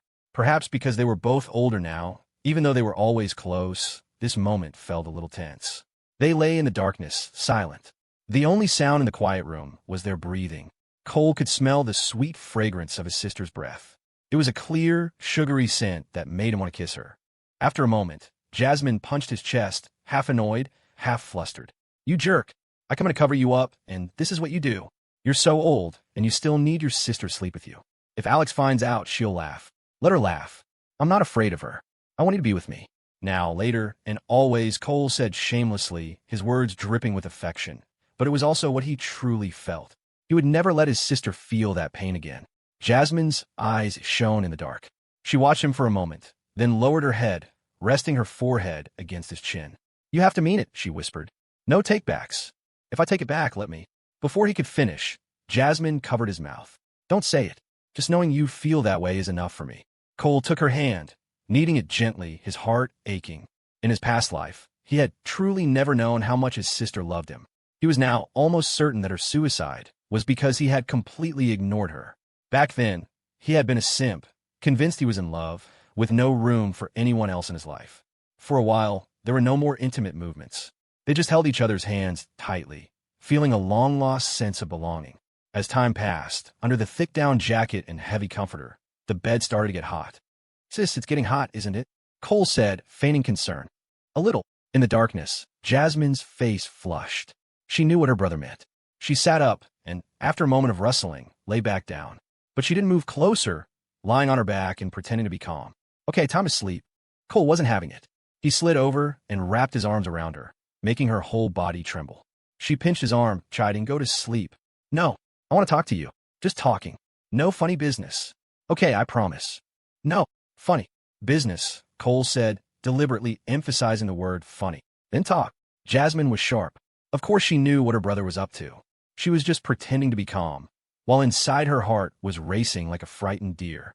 She knew this jerk better than anyone. He couldn't behave. Sis. It's so good to have you. Me too. A single blanket divided the world into two.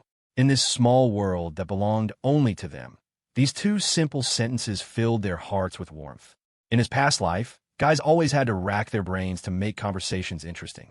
But often, the other person would just think they were lame or boring, or hit them with the "if you don't know what to say, then don't say anything." Or worse, just not reply at all, enjoying the feeling of being pursued. But when two hearts were truly connected, any nonsense they spoke was a heartfelt confession the other person wanted to hear. The root of it was a lack of care, an indifference born from having too many options. It was the same from a woman's perspective. The person you were fawning over was probably fawning over someone else, a chain of unrequited affection. In the end, the thirsty died of thirst, and the flooded drowned in excess. Only those who broke free from this strange cycle could achieve true freedom and understand that some things were actually easy to obtain. There was no need to gamble your self-respect on a lost cause. And Cole, after being broken, had achieved that freedom. Cole extended his left arm. Jasmine understood immediately, lifting her head slightly to let his arm slide under her neck. She even arranged her hair herself to keep it from getting trapped. The scent of her hair wafted into his nostrils, and he couldn't resist leaning in to take a sniff. So nice. Then he wrapped his other arm around her waist. Jasmine cooperated, turning on her side to face him. Sis. Another call in response, then silence. In the quiet night, they stared at each other's unseen faces. When you went to college, I really missed you. Cole wanted to fill in the gaps from that rebellious high school period when he distanced himself to soothe his sister's pain. He knew this would probably lead to her questioning him, but that was fine. It would be a good chance for her to vent. But you never texted me back. You never texted me at all. I would wait, and I couldn't sleep. Jasmine finally voiced her long-held grievance. But there was no blame in her tone, only the desperate need to finally speak her truth. Back then, I was so focused on getting into a good university. I didn't realize how much pressure I was putting on myself. My head was a mess, Cole said, smoothly rewriting history. It wasn't a lie, but an artful use of language, replacing his past ignorance with his present understanding. It's okay. I get it. I'm not mad at you. I just want us to be okay, Jasmine whispered softly. Her heart had melted into a warm spring, bubbling with heat. She had never blamed him. She had only wanted her feelings to be returned. And now they were. Sis, I'm sorry, Cole said, his voice low. This apology was for the sister of this life, and for the sister of the last. It felt too light, but he had to say it. Having his sister and not having her were two completely different worlds. One was vibrant and colorful, the other a dark, desolate wasteland. You don't have to be sorry. I'm really not mad at you. Jasmine touched the corner of his eye and felt a hint of moisture. Was he crying? Cole pushed away the sorrow and gently rubbed his nose against his sister's. He asked a redundant question. Sis, do you miss me? Inhaling her orchid-like fragrance, he could barely stop himself from kissing her. Jasmine didn't need to think. She replied in an instant, her lips parting slightly to release the word she had kept hidden for years. I do. So much. They fell silent again, feeling each other's presence in the darkness. Their breath mingled on each other's faces. Cole slowly leaned in, found his sister's lips, and touched them gently. Soft, a little sweet. Jasmine's whole body shuddered. Then she puckered her lips slightly in response. It was a signal of permission, a hint that she wanted more. Cole no longer held back. The light touches became more frequent, until their lips were pressed firmly together. One was inexperienced, the other was experienced but pretending not to be. A gentle kiss turned into a passionate tangle. All their years of affection melted into that kiss. Jasmine's mind went blank. All she knew was to respond with all her might, to pour out all the love she had stored deep in her heart. Cole's kisses grew more greedy. Every time he thought of how good his sister was to him, he lost control. Time slipped by unnoticed. When their lips finally parted, they were both breathing heavily, looking at each other. Jasmine's hand trembled as she cupped Cole's cheek. This was the boy she had raised, the one she had nurtured with her youth. She had spent so much effort coaxing him, spoiling him, and occasionally scolding and reprimanding him. It was precisely because she had raised him that she had never dared to say certain things. She was afraid Cole didn't feel the same way, afraid of ruining their childhood bond. She was also afraid that he wouldn't like that she was 3 years older. After all, who would want someone so much older? So she had endured, hoping that one day Cole would love her. His distance in high school had thrown her into a deep sadness, a slow descent into despair. The day she'd gone to their mom's house for dinner, it wasn't that she didn't want to eat with her classmates. It was that she missed Cole desperately. When she entered his room, she had been terrified, afraid he would give her a cold shoulder and kick her out. Instead, he had suddenly changed. She had been angry, but also overjoyed. She couldn't sleep that night. From then on, she had felt Cole's affection for her growing day by day, and she was content. To her, this was happiness, and now she had received her reward in full. In the darkness, her eyes began to fill with tears. Cole, feeling his sister's emotions, Cole reached up and placed his hand on her cheek, stroking it gently. The girl in his arms, the one who had always spoiled him, was his. Though nothing had been explicitly said, he understood. She would always be his. He had to love her, cherish her, protect her, and give her everything. The darkness and silence of the bedroom provided the perfect environment for them to pour out their hearts. They talked about funny stories from their childhood.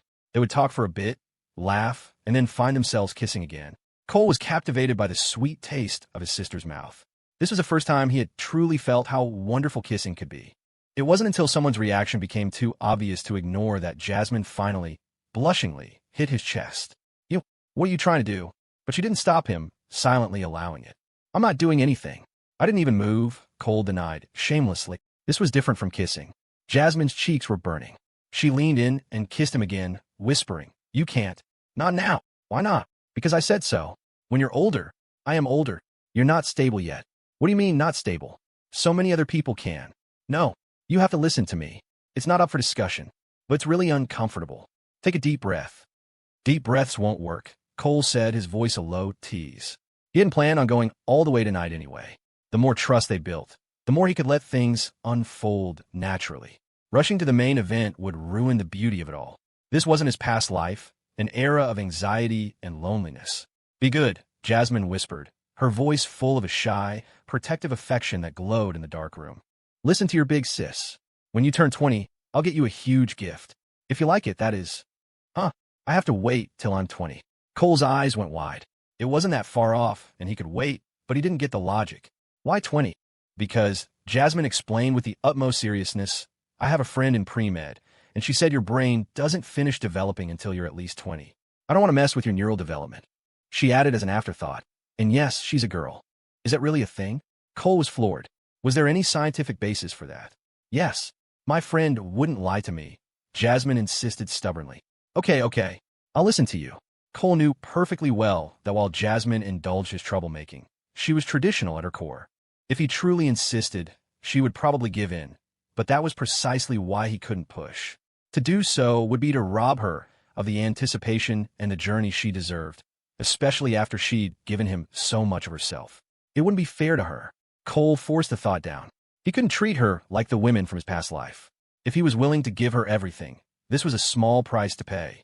Good boy, Jasmine murmured, leaning in to give him another kiss. Her lips, clumsy but earnest, conveyed the entirety of her feelings, the depth of a longing she was only just learning to express. After a long moment, she pulled away, her eyes soft and full of affection. If you're ever short on money for the company, you tell me. Okay? I'll give it to you. I will, Cole said, his heart swelling. But we're good for now. Where else could he find a girl like this? It was like she was a gift from the heavens, just for him. The winter night was long, quiet, and perfect for holding each other. Not sleeping, just holding. Half an hour later, Jasmine was nestled motionlessly in his arms. Cole, she said, her voice tired, you can't let your classes slip. You hear me? I know, sis. I'll catch up, Cole said, feeling a pang of guilt. He wasn't so sure he could catch up. He'd have to see if he could pull some strings later. Okay, let's get some sleep then. You need your energy. Yeah, let's sleep. Cole leaned down and pressed a gentle kiss to her forehead. Jasmine returned it with a soft peck on his cheek. When the long night finally ended, one of them had slept soundly, while the other sported a brand new pair of dark circles. A groggy Alex emerged from her room looking like a sleep-deprived panda, shooting a venomous glare at the master bedroom door. I never should have come. What was I thinking? Pure torture. It never ends. She swore to herself she would never, ever tag along with these two again. If she did, she was no better than a dog. Cole had no idea when Jasmine left. The slow burn of their night together had kept him awake until the early hours, so he woke up late. His shoulders and arms were covered in faint teeth marks. It was a good thing it was winter, Otherwise, he'd never be able to leave the dorm. After returning to Eastwood University, Cole went straight to the student government offices to find the vice president, Jessica. Hey, Jessica, I need to find a top-notch marketing and event planner. Any recommendations? You're hiring again? Jessica looked surprised. Headline Today already had a decent-sized staff. Could he afford it? I have to. These are essential positions. Cole had no intention of doing everything himself. This was the perfect chance to cultivate more talent. All right, actually, there is someone. She's looking for work right now. If Cole could handle the payroll, Jessica was happy to help. Connecting students with part-time jobs and internships was a feather in the student government's cap. The person arrived quickly. She was a junior, maybe a 6 out of 10, and looks about 5'3", but immaculately dressed. Her energy was palpable. Her name was Whitney Yuan, and when she heard Headline Today was hiring, she biked over as fast as she could. Mr. Chun, hello. My name is Whitney Yuan. I'm a marketing major. I've helped plan 2 freshman welcome showcases and was involved in the planning for the university's anniversary celebration. As she ran through her resume, Cole was impressed. Whitney's experience was solid. While she'd never been the lead planner, she spoke with an easy confidence, her eyes sharp and focused. He cut straight to the chase. I want to organize a dance competition as soon as possible. The plan is to invite teams from 12 different universities, with Headline Today as the exclusive sponsor. What are your initial thoughts? Whitney's eyes lit up. She thought for only a few seconds before answering. Mr. Chun, I see 3 priorities. First, we need the backing of the Student Activities Board to frame this as an inter-university cultural exchange. That will smooth over any potential roadblocks. Second, we should rent the basketball arena at Eastwood Tech's gymnasium. It's the only place big enough, with tiered seating to support a real competition. And most importantly, it doesn't require building a stage, which saves money and provides a climate-controlled environment. Third, I suggest we have the Student Activities Board officially invite a panel of 4 distinguished dance instructors to serve as judges. We should do that first to add prestige to the event. Excellent. That's exactly what I was thinking, Cole said, slapping his thigh with a look of approval, shamelessly taking credit for her second point. He hadn't decided on a venue, but now he had. All right, you're hired. Find 2 more people and form a planning department. You're the director. First, let's go to the Student Activities Board and talk about this exchange. The company's advertising department would handle commercial sponsors, and while they could collaborate with planning, their functions needed to be separate. Yes, Mr. Chun, Whitney said, a flicker of excitement in her eyes. To be made a director right off the bat was beyond her wildest dreams. The pressure was immense, but so was the challenge. They went to the university's Student Activities Board and spoke with the director of cultural events. He told them he'd have to run it by the board leadership and to wait for a response. Whitney, come back to the office with me, Cole said on their way out. I'll get you acquainted with everything. Then you can start recruiting your team. Once you've hired them, send their info to the COO in the group chat. You got it, Mr. Chun, Whitney replied, her voice brimming with confidence. Cole added her to the company's Facebook Messenger group and sent a quick message to Jasmine to let her know. Jasmine's reply came a moment later. A single, cold letter. K. That wasn't right. Cole immediately sensed something was off. Normally, she'd reply with got it or okay, Cole. Today was strange. He wondered what was up, and then it hit him. A slow grin spread across his face. She's trying to save face. After their kisses, she wasn't just this big sis anymore. And even though they'd poured their hearts out, a girl who was used to being the one in charge was bound to feel a little awkward about the shift in their dynamic. Cole chuckled to himself. What's there to be embarrassed about?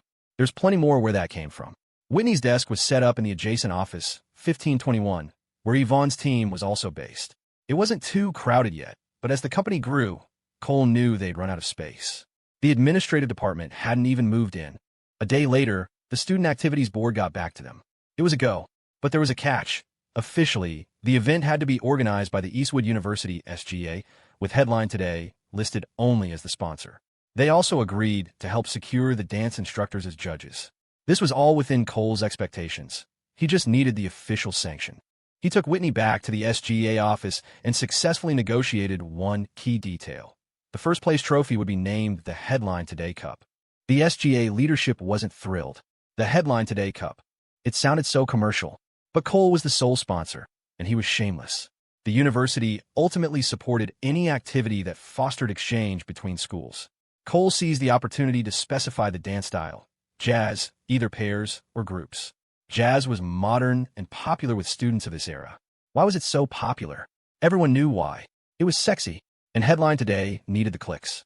The SGA finally relented. The dance style didn't matter, as long as Eastwood University was the one hosting. It was just a chance for the dance clubs and art school teams to get some stage experience. The next day, the SGA announced the competition, sparking intense interest among various dance groups. They organized a preliminary competition in the School of Arts auditorium to select Eastwood's representative team. Cole, shameless as ever, hung a massive, exclusively sponsored by Headline Today banner in the auditorium. He also provided new costumes for every team and a spread of snacks and fruit for the event. So far, not a single official campus organization had registered an account on Headline Today. The advertising had to be relentless. The winner was, unsurprisingly, the dance team from the School of Arts. They were incredibly talented, every member was gorgeous, and their choreography was captivating. Alex was in trouble. Through this event, many professors and students finally got to know Cole. While Headline Today was spreading like wildfire among the student body, in the eyes of the university administration, it was still just a small-time student project. At this point in time, the top universities had plenty of famous alumni. The real-life version of a billionaire protagonist, the founder of Xiaomi, was already a legend. There were heads of state-owned enterprises, Fortune 500 CEOs, and dozens of Academy Fellows. Even if most of those titans were bald now, their legacies were powerful. Even within the venture lab itself, many of Cole's neighbors were working on serious tech projects, tangible, non-internet-based products. Though they weren't famous on campus, their achievements were significant. Back in Office 1520, Cole went over the event details with Whitney, including staffing for the competition. The SGA would handle finding an MC, and the editorial team would write the script. Only after he'd finished did he message Jasmine. "Hey sis, tell Alex she needs to bring her A game. I just saw the Eastwood team, and winning first place is not going to be easy." At Eastwood Tech, it was Alex who'd gotten lucky. She'd taken over Jasmine's position as lead dancer and was selected as their representative team without having to go through a qualifier. 5 minutes later, her reply came. A single, detached letter. K. Still with the K, Cole thought, smiling to himself. He didn't push it. Sometimes, silence was the best response. Half an hour later, another message from Jasmine arrived. "You're a bad, bad boy. The worst. I hate you. What did I do? Why do you hate me?" Crying emoji Cole replied innocently. "Jasmine, you know what you did. You monster. I could just bite you." Cole let out a smug laugh. The slow burn of their unresolved tension was agonizing, but man, was it worth it. He stayed in the office late, watching the new user data roll in on the back end. The engineering team worked nights. Cole didn't set fixed hours for them, unless there was an emergency. They could come and go as they pleased, as long as they completed the tasks Wyatt assigned them. If they were tired, they could go home and sleep. A few of them preferred working in the dead of night, claiming it was when they were most alert. The other programmers in the building were green with envy. They had to clock in and out and frequently worked overtime. It was after 9 when Cole finally got back to his dorm. As he walked in, he saw a figure with his back to the door, wearing a messy, beggar-like wig. Javi was filming him. Frank was out with his girlfriend, as usual. The figure turned. It was Preston. He stared dead into the camera lens, then slowly, a wicked, unsettling smirk spread across his face. It was utterly cringe-worthy. Holy crap, this magnificent bastard actually gets it. Cole was stunned. That was the spitting image of a notoriously bizarre meme. How had he even come up with that? Preston's performance wasn't over. Maintaining the creepy smile, he raised his wrist and, in a sleazy tone that made you want to punch him, cooed, "CSIO. Casio?" Cole froze, his eyes darting to Preston's wrist. "No way. That's my watch. The one I keep under my pillow. You have a death wish." Cole roared, lunging forward. Whoa, wait. Cole, old buddy. I was just borrowing it. One more take. Just one last take." Preston desperately shielded the Casio. Cole didn't manage to get the watch, but he did rip the wig off Preston's head. It was made of shredded black plastic bags. Pretty creative, actually. He tossed it back. "You owe me 3 days of breakfast for this. You got it. All you can eat." Preston quickly put the wig back on and began to gloat. "Hey, Cole, you know how many followers your boy Preston has now?" Cole ignored him. 9,862. How about that? Am I a bona fide internet celebrity, or what? Preston was getting cocky, forgetting who he was talking to. That pretty boy over at Eastwood State already has over 80,000 followers, and 70,000 of them are girls, Cole said flatly. Preston deflated instantly, the reality of his situation crashing back down. He scrambled over and grabbed Cole's arm. "Mister, Chun, you gotta help me." "Whoa there, mister. Famous. Don't do that. I'm not worthy. No, no, no. You're the boss. I'm just a humble servant. Please help me. I'm begging you. 3 days of the good stuff in a cafeteria. Hot meals, all you can eat. Deal. What? Can I get you all you can eat stir-fried potatoes instead? Then forget it. Cole started to walk away. He was happy to help Preston. He planned on creating a few campus influencers anyway. The guy from Eastwood State had been intentionally promoted. But all you can eat potatoes? Seriously? Deal. The good stuff. I'll feed you till you burst. Preston agreed through clenched teeth, a look of profound heartache on his face. He'd spent a fortune on a small camcorder, and besides his meal card, he was broke. Fine. I'll set you up tomorrow. Now scram, Cole said with a dismissive wave. Yes, sir. His phone buzzed, a cascade of overlapping notifications. He opened Facebook Messenger and saw 3 profile pictures blinking. Serena's was at the top. It was a picture, a photo of what looked like a long, elegant leg wrapped in a white silk sheet, coiled like a serpent poised to strike, as if ready to hypnotize its prey. Wow, Serena was already learning how to tease with pictures. What kind of enchantress was this, daring to bewitch a devout monk like him? Cole bit his tongue, steeling his resolve. He had to conquer that white serpent as soon as possible. He replied, "You audacious serpent. How dare you tempt my diamond-hard resolve?" Serena didn't reply, probably busy with something. Cole moved on to Jasmine's message. Jasmine, which team from Eastwood is competing? Alex is a little worried. Cole, the modern jazz team from the School of Arts. 6 of them. I don't know them. Jasmine replied instantly. I think I've heard of them. Are they the really pretty ones? Cole paused, his fingers hovering over the keyboard. He grinned. It was a trap. He channeled his inner tech mogul. I'm face blind. I honestly can't tell if they're pretty or not. Jasmine's instant reply. Humph. Is that so? Cole, it is. Because I have a sister who's so beautiful, she scrambled my senses. Jasmine, where did you learn to be so smooth? Cole, I must have learned it from being bitten so much. Maybe my sister's saliva is just that sweet. Jasmine, you creep. I'm not talking to you anymore. Going to bed. Cole replied shamelessly. Kisses. Jasmine. Kiss emoji. A warm smile spread across Cole's face. He couldn't wait to sleep with her again. But that 20-year-old rule. Ugh, it was torture. He'd heard that idea before in his past life, but never took it seriously. He had to find a way around it. Next, he opened his chat with Luna. Luna, are you asleep? Cole, not yet. Just got back to the dorm. Luna, don't work too hard. You'll wear yourself out. Cole replied with a wicked grin. Send me a voice message saying something sweet, and I won't be tired anymore. A few seconds passed before her reply came. A soft, gentle voice message. Brother. Cole chuckled. Awesome. I'm full of energy now. Luna, I got the budget proposal from Director Whitney. Should I approve it all? Cole, go ahead. Just make sure she provides receipts. We'll need them later. Luna, okay. I'm going to bed then. Cole, ever the opportunist, asked for more kisses. Luna, kiss emoji nice. Cole felt a deep sense of satisfaction. That girl was working so hard to master accounting, attending all her classes and hitting the library with her roommates. Serena, too, was diligently attending every single class so she could be his legal counsel one day. It moved him. Just as he was thinking of Serena, a new message arrived. Another picture. This time, the curtain on her dorm bed was drawn. A long, slender leg, pale white at the top and rosy pink at the foot, was stretched high into the air as if it were about to leap out of the photo and pounce on him. You brazen serpent, are you not afraid of the cold? It was getting to be too much. Cole's resolve was wavering. He felt a desperate urge to go and vanquish this inner demon immediately. But the serpent sent a message first, a short, 2-word voice note. Her voice was a sweet, lilting whisper, so alluring it sent a jolt through him, nearly shattering his self-control and pushing him to the dark side. He had to find time to deal with her properly. You audacious serpent. I'm coming to suppress you. Serena, I have to go to bed early the next couple of days. You can suppress me this weekend, but you can't be too naughty. Shy emoji. So, I can be a little naughty, Cole thought, his heart itching. I promise I won't be too naughty. Serena, okay, I'm going to sleep now. Cole, kisses, Serena. Kiss emoji, kiss emoji, kiss emoji. A long, fiery trail of them.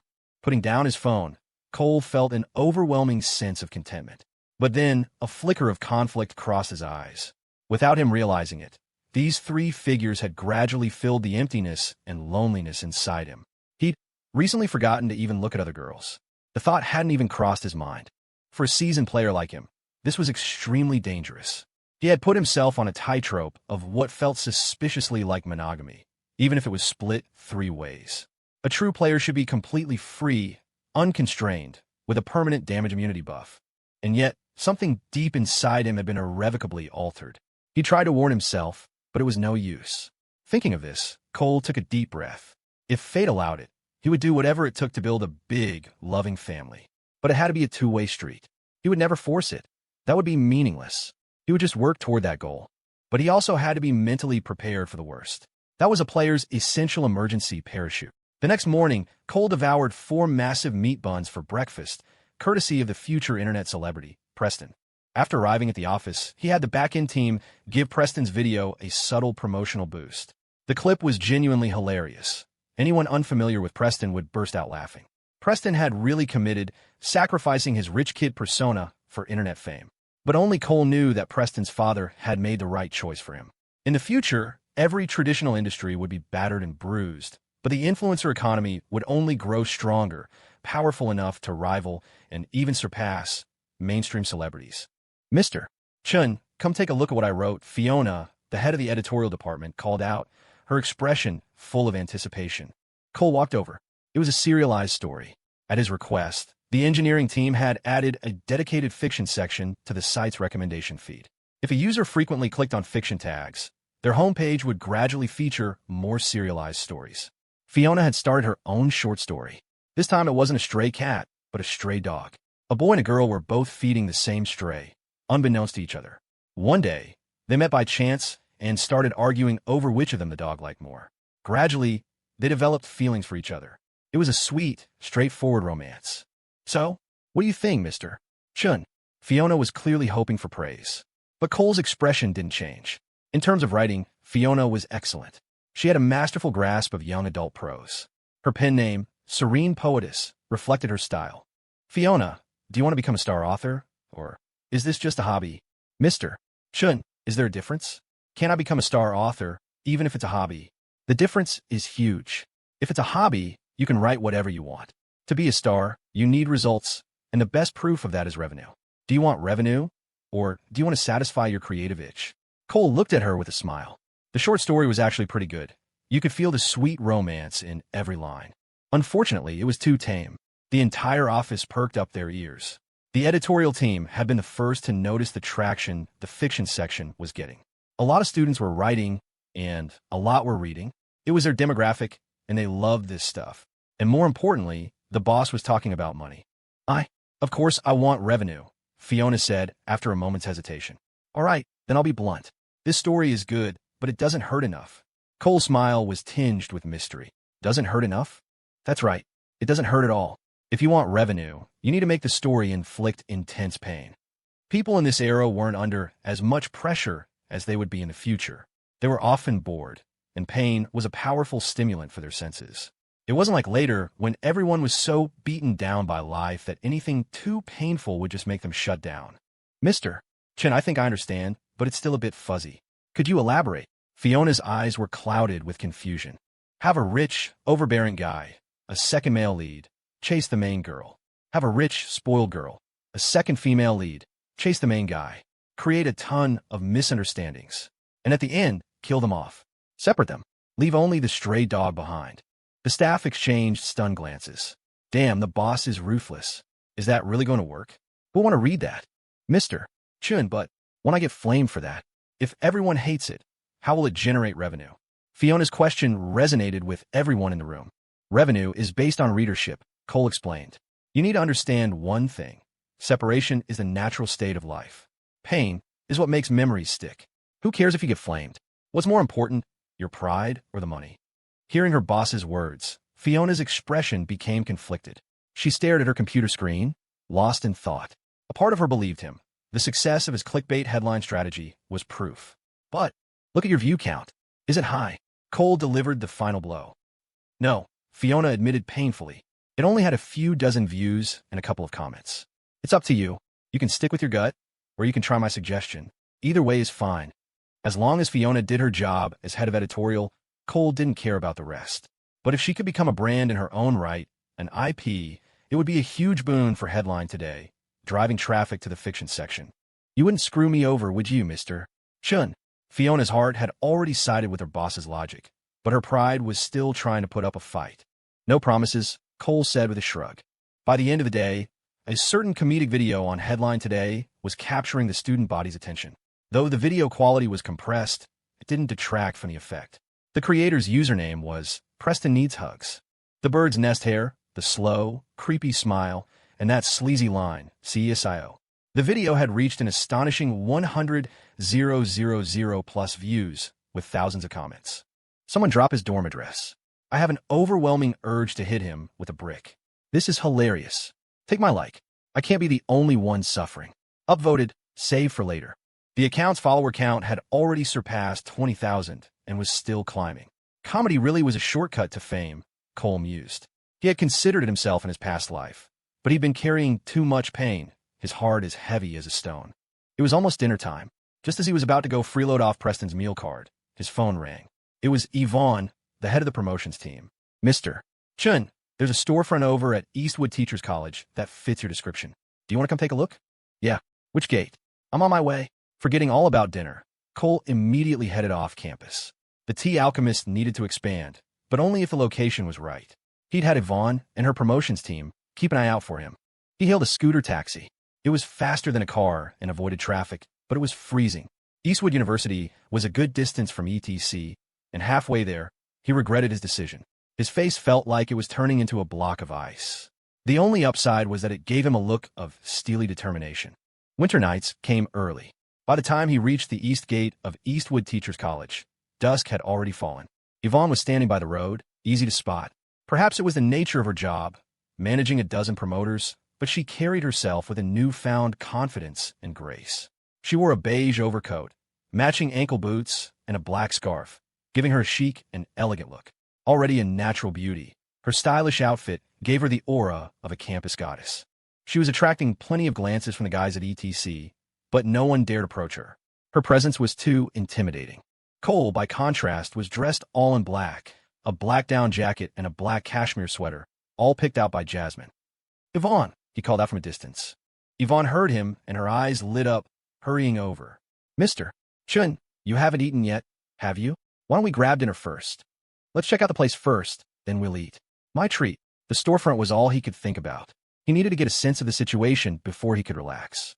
The guys loitering nearby watched with crestfallen expressions. It seemed their goddess was taken, and apparently she had terrible taste.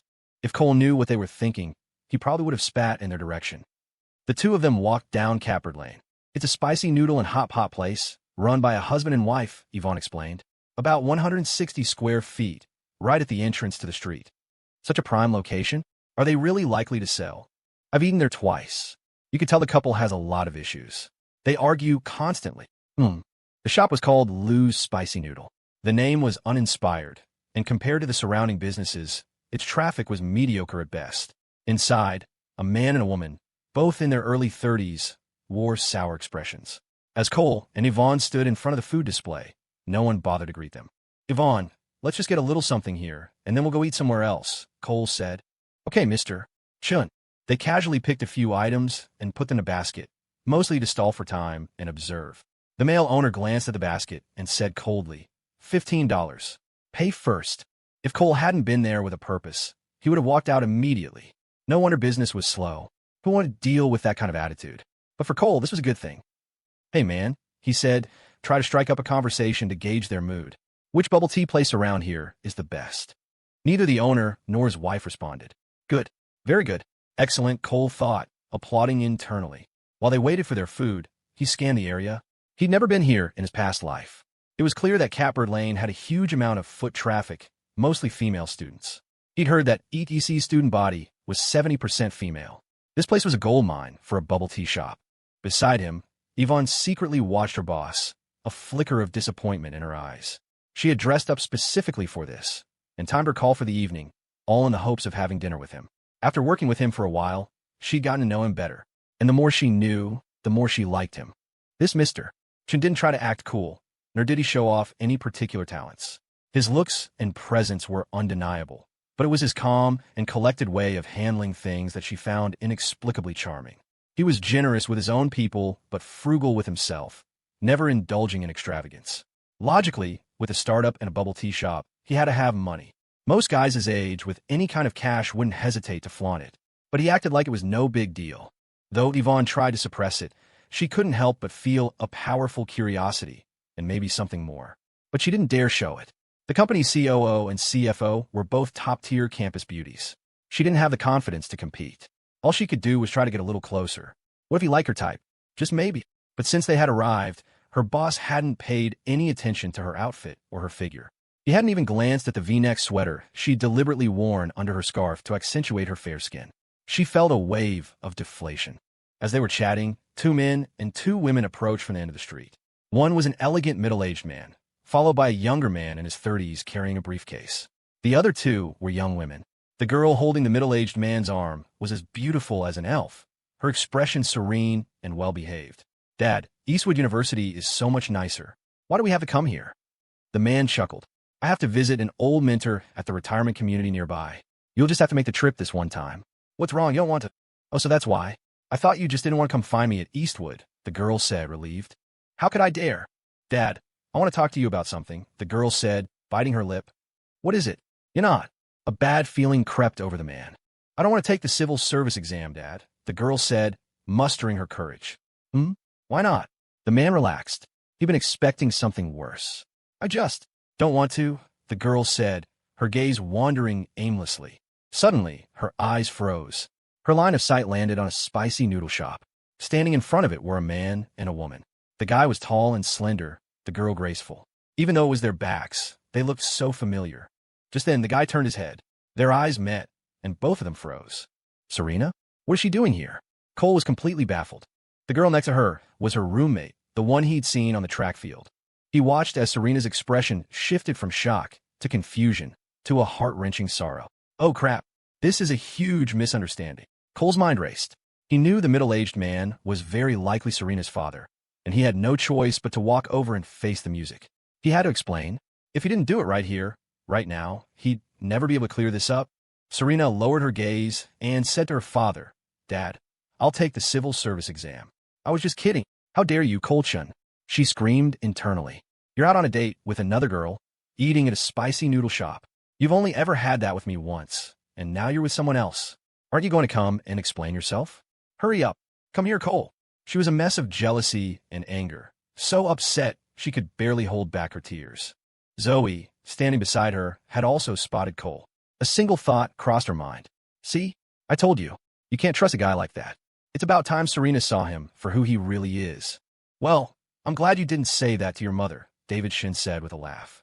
He turned to look at his precious daughter and immediately noticed something was wrong. "What's the matter?" Nothing, Serena said, swallowing her tears and forcing her expression back to normal, trying to hide it from her father. She couldn't help but glance back at Cole, only to see he was already walking toward them. A wave of panic washed over her, mixed with a sliver of hope. The fact that he dared to approach meant things might not be what they seemed. But this wasn't the time for her dad to find out.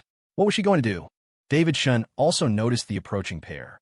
He glanced at his daughter's expression and understood. They probably knew each other, but for some reason, the young man looked vaguely familiar. "What are you doing here?" Cole said with a sunny smile, then turned his attention to the man he presumed was Serena's father. "Hello, sir. I'm a classmate of Serena's." "Oh, hello," David Shun replied with a polite nod, trying to place where he'd seen the young man before.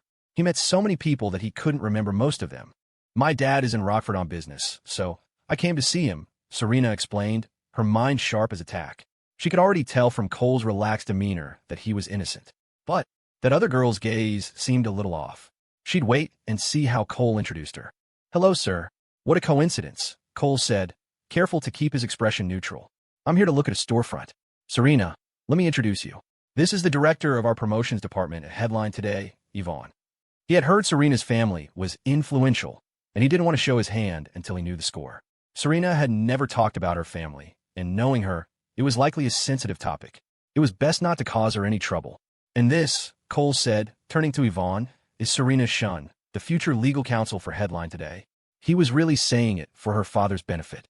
"Nice to meet you both," Yvonne said, nodding with a graceful smile. The girl in front of her was stunningly beautiful, but what truly stunned her was her boss. "Mr. Chun, all the women you know are absolute knockouts. A COO, a CFO, a legal counsel. My God, Whitney felt like she had stumbled upon a massive secret. Her heart pounded with a mixture of apprehension and a strange excitement. If they can, why can't I? The early bird gets the worm. She immediately thought of her uncle, who was in business and openly lived with 2 aunts. But then she remembered her boss's attitude toward her, and her spirits sank again. Since we've all run into each other, why don't we have dinner together? David Shun offered with a smile. It was just a polite gesture for his daughter's classmate. As for this headline today thing, he didn't pay it much mind. Plenty of college students started businesses. Even more of them failed. And his daughter being some so-called legal counsel was even less significant. Young people were always full of fantasies. That sounds great, sir. I saw a Hunan restaurant nearby that looked pretty nice, Cole said, trying to make a good impression on his potential future father-in-law. More importantly, it was a chance to get a read on the man's temperament. Fine, David said, mentally kicking himself. Why did he have to be so polite? The kid had no tact. The group headed toward the restaurant. The young man with the briefcase remained silent, merely observing Cole. Serena acted calm, chatting with Cole about finding the restaurant. Inwardly, she was ecstatic.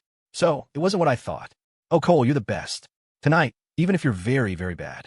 The two of them acted perfectly normal, like old friends catching up, putting on a flawless performance. Zoe just rolled her eyes, but she knew better than to say anything. The restaurant was called Southern Hunan Manor. A hostess led them to a private room on the 2nd floor. As they walked up the stairs, Serena was behind Cole, who was leading the way. Remembering the joy of eating out with him and feeling relaxed, she had a sudden, mischievous impulse to grab his arm and hop up a step. Her hand was halfway out when she snapped back to reality. Dad is right behind me. She quickly changed direction, making a half circle with her arm and pretending to scratch her hair. Behind her, David Shun's eyes narrowed. He knew his daughter. That gesture was highly suspicious. Could it be that young man in front of her is a thief trying to steal my treasure? His face remained impassive, but his guard was up. They sat in a private room overlooking the street, the sounds of the bustling city below filtering in. Sir, please, see what you'd like to eat, Cole said, handing the menu over. Since he was Serena's father, he surely liked spicy food. But Serena's father took the menu and handed it to the young man next to him. Sent, you order. Though the old man still had a faint smile, Cole, with his years of experience dealing with clients, immediately sensed something was off. Young man, Serena's father asked, his smile deceptively pleasant. What's your name? And where are you from? My name is Cole Chun. I was a high school classmate of Serena's, Cole said directly. It was best not to hide it. In middle school, Serena couldn't help but add, regretting it the moment the words left her mouth. She swore to herself she wouldn't say another word. Whenever Cole was near, she just couldn't control the joy bubbling up inside her. When David Shun heard the name Cole Chun, his heart sank. Wasn't that the name his wife had mentioned? As he studied Cole's face, it all clicked. He finally remembered why the young man looked so familiar. He was the one from the hot pot dinner with his relatives from back home. The young man who had been holding forth about the stock market. No wonder my daughter tried to walk past him from behind. I thought she just wasn't paying attention. Connecting this with his wife's comments about Serena's strange behavior, David Shun was almost certain there was definitely something going on here. And how did my daughter become your legal counsel? David Shun wasn't angry. He could see that his daughter was still innocent. Their relationship probably hadn't gone that far. Oh, it's like this, sir, Cole explained naturally. For any future legal consultations the company has, I'd like to ask Serena for her advice. That's why I call her our legal counsel. His future father-in-law's presence was growing more intimidating by the second. He'd clearly figured something out. Is that so? In this headline today of yours, how many people do you have? What does it do exactly? It's a new kind of interactive, personalized website. We have about 10 people, and right now we're just targeting universities. Is it profitable? Not yet, but we're getting close. As he listened to Cole, David Shin surreptitiously watched his daughter's reactions. But Serena sat there obediently, whispering with her roommate and Cole's employee, Yvonne. She showed no signs of anything unusual. The young man in front of him was calm and composed. Apart from a respectful demeanor toward his elder, he gave nothing away. David Shun was a man of the world. For now, he remained impassive, not adopting the tone of an official, but simply acting as Serena's father, trying to dig for information. He had already decided to have a long talk with his daughter when she came home for the holidays. The dinner was essentially a conversation between an old fox and a young one. Cole excused himself to go to the restroom and paid the bill on his way. Arguing over it at the table would have been awkward. Given his status as an elder, Serena's father would have insisted on paying. Since no one was drinking, the meal ended quickly. When his assistant informed him that Cole had paid, David.She didn't say much. Even if he found the young man impressively mature, he didn't let a hint of admiration or any other emotion show on his face. His strategy was to be as unreadable as a mountain. After leaving the restaurant, David.She pulled his daughter aside. Study hard, you hear me? Your freshman year is very important. If you need anything, just say the word. I know, Dad. Oh, by the way, I don't want to take the civil service exam anymore. David.She was speechless. Are you messing with me? Well, we can discuss that with your mother later. He didn't have the final say in this. It would certainly be beneficial for his daughter to work within the system. But as a father, all he wanted was for her to be happy. It was just that sometimes life had other plans. I don't care. I'm not becoming a civil servant, Serena pouted. She only dared to act this way with her father. She would never try it with her mother. You want to be a legal counsel instead? David.She looked at her with a wry smile. I'm just not becoming a civil servant, Serena said, not answering directly.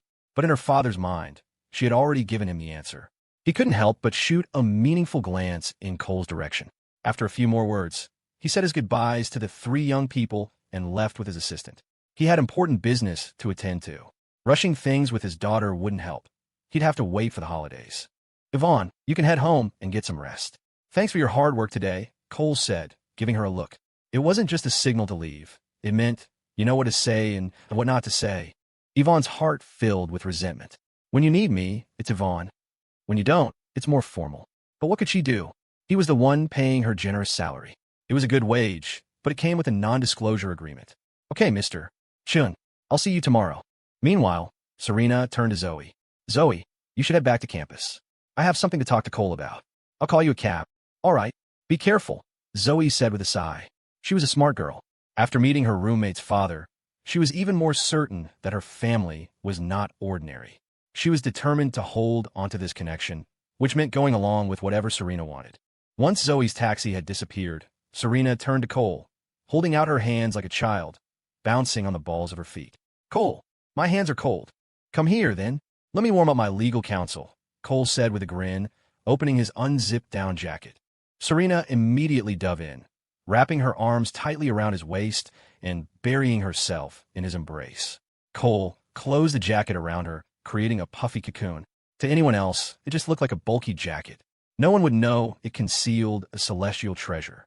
But the people nearby saw, and the person hiding in the distance saw even more clearly. Sir, don't be rash. She's growing up. It's normal for her to have friends, the assistant yelped, barely managing to restrain a fuming David.She. I'm going to kill him. I'm going to kill that little punk. David.She panted, straining against his assistant's grip. He hadn't really left. He wanted to see what their relationship was really like. He thought he had prepared himself. But the moment he saw them embrace, he snapped. This was his pride and joy. His meticulously cared for little angel. Snatch away just like that. And he had no idea when it had even happened. His sweet, obedient daughter, who looked like a fairy. Oh, my heart hurts so much. That bastard. He's even sniffing her hair. I can't take it. I'm going to beat him to a pulp. Sir, I understand how you feel. It's normal for young people to be in relationships. Please calm down. From what I can see, they haven't gone too far yet, the assistant grunted, using all his strength to hold him back. As a secretary, he knew his job was to be a lubricant, a professional ladder provider. How can I not be anxious? If her mother finds out about this, it'll be a disaster. David.She's head felt like it was about to explode. If he hadn't been sure they hadn't reached that stage, he would have charged over already. But the thought was still agonizing. When you feel the time is right, you can discuss it with director, the assistant suggested, implying he hadn't seen anything and wouldn't say a word. Sigh. I suppose that's the only way. I'm just so afraid she'll be deceived. David.She managed to suppress his rage, but it took every ounce of his willpower. He walked away, glancing back every few steps, his heart full of sorrow and pain as he disappeared into the crowd. Tragically, he now had to compose himself and attend to official business. It was a good thing he had a strong heart. It was almost 8 in the evening, and the street was bustling with pedestrians. Girls walking by cast envious and curious glances their way. What girl didn't love being tucked inside her boyfriend's jacket? It was so warm, so safe. The couple, lost in their own world, thought they were being discreet. Serena nuzzled Cole's neck, humming contentedly. Being with him made her feel completely alive, every cell in her body singing. To make her more comfortable, Cole tightened his grip on her waist, letting her lean against him without any effort. A moment ago, his whole body had felt like it was being pricked by needles, but the sensation was gone now. Strange. What a shame about the bowl of spicy noodles. He'd completely forgotten about it. A waste of $15. Cole's heart filled with guilt. Right? I'm deducting that from Yvonne's per diem. She's the one who didn't bring it with us. Cole, I'm still a little hungry. I barely ate anything back there, Serena said, tilting her head up and rubbing her nose against his chin. Want to go back to that street and eat our way through it? Cole was hungry too. It was hard to eat heartily with his future father-in-law sitting there. Yes, yes. Serena bounced on her feet with delight. Cole leaned in and whispered wickedly in her ear. And after we eat? I don't know. You tell me. Serena shivered as he blew a soft breath into her ear. How about we go to that place from last time?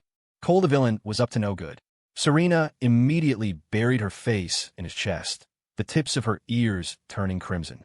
Her muffled voice was barely a whisper. You can't be too naughty. Of course not. I'm a good guy, Cole said with a sly grin. No, you're not. You're a supervillain. Serena's tone was a soft, pouty complaint, but it was laced with contentment. From the very beginning, Cole had been deliberately teasing her, and she knew it.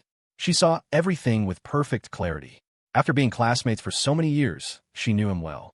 Cole was a good person, but he was also a rascal. A true villain would have only driven her away. She wasn't stupid. But a good person who was also a villain, that was something she found irresistible. Just being near him felt like the chains around her soul would fall away. Given her family background, she'd seen her fair share of rich kids and second-generation officials. At least a dozen. But all the money in the world couldn't buy her willingness. It wasn't so much that Cole had forced his way into her heart. It was more that when he came knocking, she had secretly unlatched the door. The two of them walked back to Catbird Lane. Cole glanced at the spicy noodle shop. There were only 2 or 3 customers inside. He couldn't help but feel a pang of pity for the owner. Man, with an attitude like that, who the hell would want to eat here? You come once, you're never coming back. Ugh, those 2 bowls of noodles. Catbird Lane was packed with food stalls. And so many girls. It wasn't that Cole wanted to look, but the girls walking toward them would inevitably be drawn to Serena, and their gaze would flick to him. What annoyed him was the look in their eyes, as if to say, how did a guy like you land her? It's my good looks, obviously, you tasteless fools. Cole picked up a sesame-filled, glutinous rice dumpling he had just bought, took a bite, and then held it to Serena's lips. She opened her mouth slightly and took a small bite from his hand. This was one of the few snacks they both loved. After she finished the last bit, she saw that his fingers hadn't moved. She instantly knew what the villain wanted. He was going to do that again. Blushing, she leaned in and licked his fingertips, telling herself she was just cleaning off the oil. A few girls who were watching stared, dumbfounded. They're getting pretty wild, right here in public. Cole just smiled. That damnable, petty desire to win. Who could understand it? In his past life, if he'd been on a street this crowded with beautiful women, he would have been rubbernecking like a madman. But now his standards have been raised. He couldn't help it. They walked hand in hand, his hand tucked in his pocket, wandering and eating until after 9, completely satisfied. They hailed a cab and went straight to the Golden Bay residences. Serena appeared calm on the surface, but inside she was a bundle of nerves and shyness. She had no idea what mischief he was planning. Still, she followed him obediently into Building C, apartment 2201. The sheets and comforter on the master bed were a fresh set. Yep, one set for each of them, each with its own unique fragrance. Couldn't get those mixed up. The ever-prepared Cole had taken care of it that morning after he woke up. The living room was a bit chilly. The single-standing air conditioner couldn't heat the whole space. Going into the bedroom was the logical next step. It's so cold out here. Let's go lie on the bed and talk, Cole said, standing in front of Serena, who was perched on the edge of the bed. His expression was innocent, his demeanor righteous. Serena didn't dare look up. She pressed her forehead against his stomach. She hummed. The sound was a soft, gentle purr, like a contented kitten, betraying her dependence and affection, as well as her nervous anticipation. She was a little scared. Cole, of course, knew exactly how she felt. He gently stroked her head. We're just talking. I won't bully you. In his past life, that would have been a bald-faced lie. He wouldn't just bully, he'd conquer. But this was different. At this moment, he was being sincere. Serena might be a winner, but she wasn't a fool. Skipping the emotional build-up and going straight to the main event would shatter her expectations and probably scare her off. Haste makes waste. You can't rush a good thing. Besides, for a reformed player like him, Savoring every one of Serena's expressions was the ultimate pleasure. And he knew Jasmine. So, a little patience now would prevent a major disaster later. You promise, Serena said, her face still buried in his stomach. She wasn't ready for things she didn't fully understand. She was scared. I promise. Okay, want to take a hot shower? Is there hot water? Yep, I pay the gas bill. But I don't have any pajamas. Where are mine? Serena didn't answer, mortified at the thought of showering here. She didn't know how to even begin. I'll get you my pajamas, and then I'll cover my eyes, so I won't see you go into the bathroom. How about that? Cole coaxed her like a master thief planning a heist. After a long silence, he heard her quiet reply. Okay, you're not allowed to peek. I absolutely will not peek. Cole let her go and pulled a set of his own pajamas from the closet. They were a bit long, but she could probably manage by rolling up the cuffs. He placed them in her arms, then flopped onto the bed and pulled the covers over his head. Go on, I'll go after you're done. Serena bit her lip, checking to see if he had really covered his head. Once she was sure, she took the pajamas and went into the master bathroom. When he heard the water running, Cole leaped up from the bed, cheering silently, sleeping with his soft, fragrant Serena, maybe getting up to a little mischief. It's going to be beautiful. He could already imagine the faint rose scent on her lips. Oh wait, the body wash he bought was lavender. Well, that and other things. The sound of the shower stopped. Cole quickly scrambled back onto the bed and pulled the covers over his head. A moment later, he heard the soft shuffle of slippers. Cole, it's Cole. Quick, get into the covers. Cole's voice was full of concern, but he could barely suppress the grin hidden beneath the blanket. He heard her kick off her slippers, and the soft mattress dipped as she climbed onto the far side of the bed. A flap of the covers, and she was in, but she kept a good 2 body lengths of distance between them. Okay, I'm going to take a shower now, Cole said, trying to contain his laughter. He sat up and saw Serena lying on her side, her back to him, her face buried in the covers. Her long, dark hair was spread across the pillow. Her clothes were folded neatly on the nightstand. A wave of heat washed over Cole. He stripped down in seconds and darted into the bathroom. The only set of pajamas was on Serena, so he had no choice but to emerge wearing only his underwear. Seemed reasonable. The moment he stepped out of the bathroom, the icy air hit him. Rockford was a city where you stayed warm by shivering. Winter was brutal. Cole dove into the bed. It's warm in my arms, he said with a wicked smile. Anyone want to come over? Serena didn't say a word. A moment later, she began to scoot her butt backward, inch by inch, wriggling her way toward him. Cole watched, amused, and moved closer as well. Just as he was about to wrap her in a tight embrace, a phone rang. It was Serena's. Serena shot up, frantically grabbing her down jacket from the floor. She fished out her phone and saw the caller ID. It was her father. Sure, it's my dad, she whispered, gesturing for Cole to be quiet. She turned and answered. Hello, Dad. Serena, are you asleep? David Shin's voice came through the phone. I'm in bed, about to sleep. Are you sleeping in your dorm? Dad, where else would I be? Oh, just asking. Are your roommates all asleep? It sounds very quiet. They're all in bed. It's a bit cold. Oh, okay then. You get some sleep. Cover up so you don't catch a cold. I know, Dad. I'm hanging up now. Okay, bye. After hanging up, Serena clutched her chest, letting out a soft sigh of relief. She put her phone back and turned to Cole, only to find him grinning at her. He was so bad. She puffed out her cheeks and let out a small, playful huff. Then she spread her arms wide, her voice full of mock grievance. I need a hug. Come on, then. Cole propped up the covers with his hands and feet, like a big monster creating a treasure-filled cave to lure an innocent little lamb inside.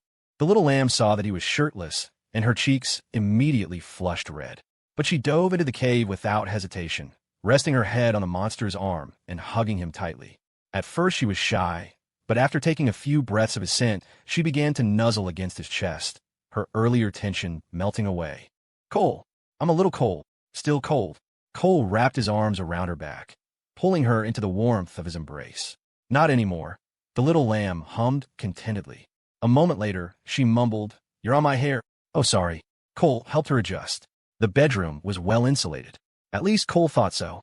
The sound of traffic from the street below was almost inaudible. It was quiet, peaceful, and warm.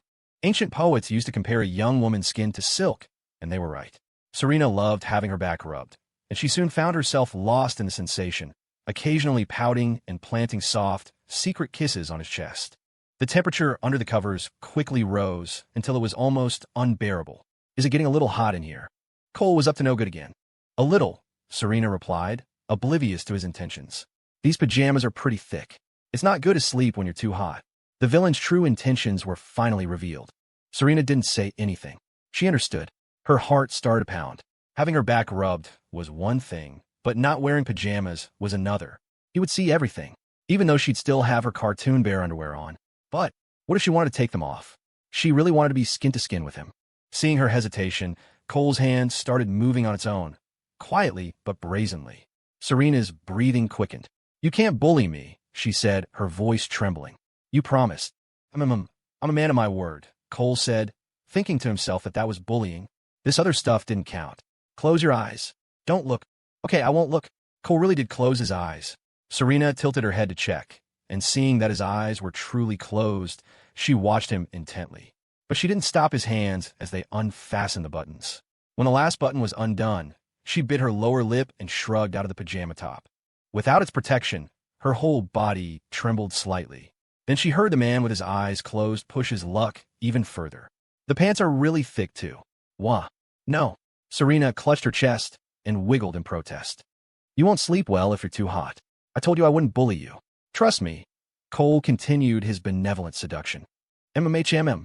Good girl. You'll sleep better without them. I'll hold you all night." "I'm scared." "Don't be.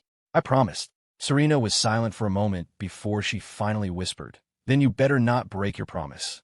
"Don't worry."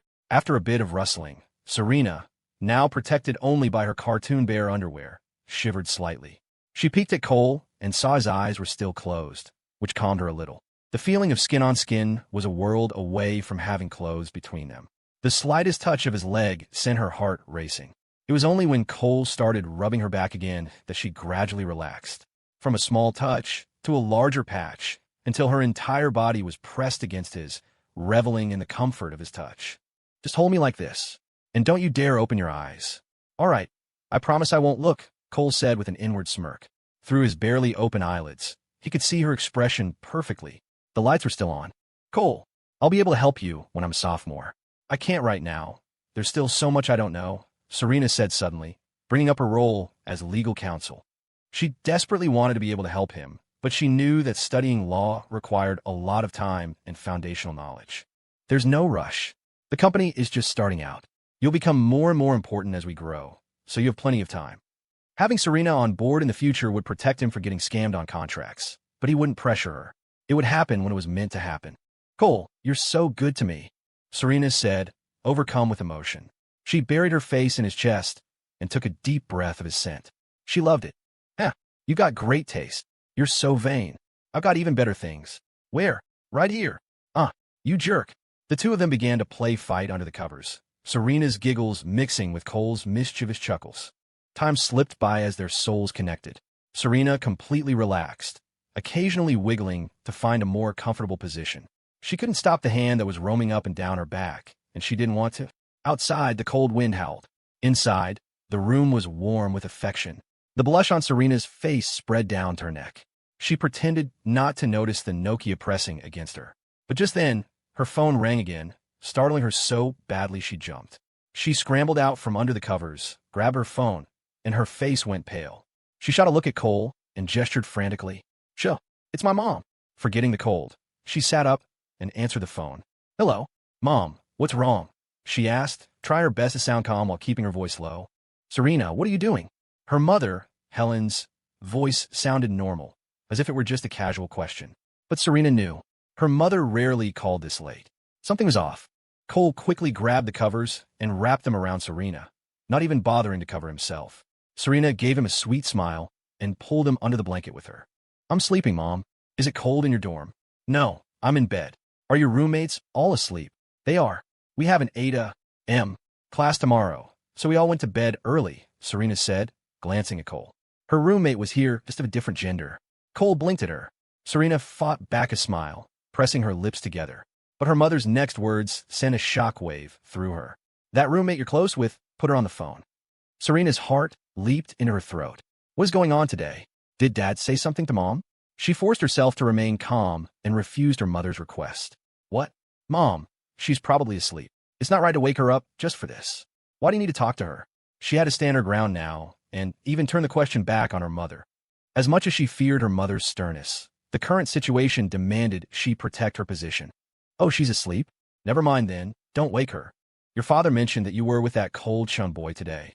Helen's voice on the other end of the line was flat, ignoring her daughter's question. Serena instinctively glanced at Cole again before replying coolly, no, not really. I ran into him while I was out to dinner with Dad. We all ate together, and then I came back to campus. I'm not blaming you for anything, Serena. It's fine to have friends, it's normal. But you can't let friendships interfere with your studies. Your education comes first, friends second. You have a long road ahead of you, and you'll meet plenty of outstanding young men in the future. There's no need to rush. Helen's tone was consistently level, devoid of anger. But Serena's brow furrowed. Was her mother wrong? No, but she knew very well that her mother's definition of outstanding was heavily weighted by status, political, artistic, or economic. It meant having prospects. Was that wrong for a mother who wanted the best for her daughter? No. So Serena couldn't argue. It was just that the pressure her mother exerted was immense.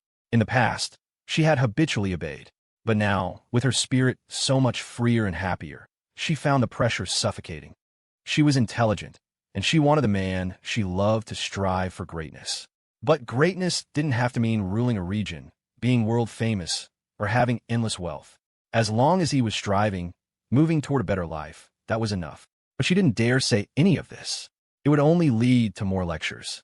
The truth was, she deeply respected and admired her mother. Her mother had once been the treasured jewel of her family. For love, she had married Serena's father when he was just a secretary to a county official. Both of them were in the system, and the pressure within that system was immense.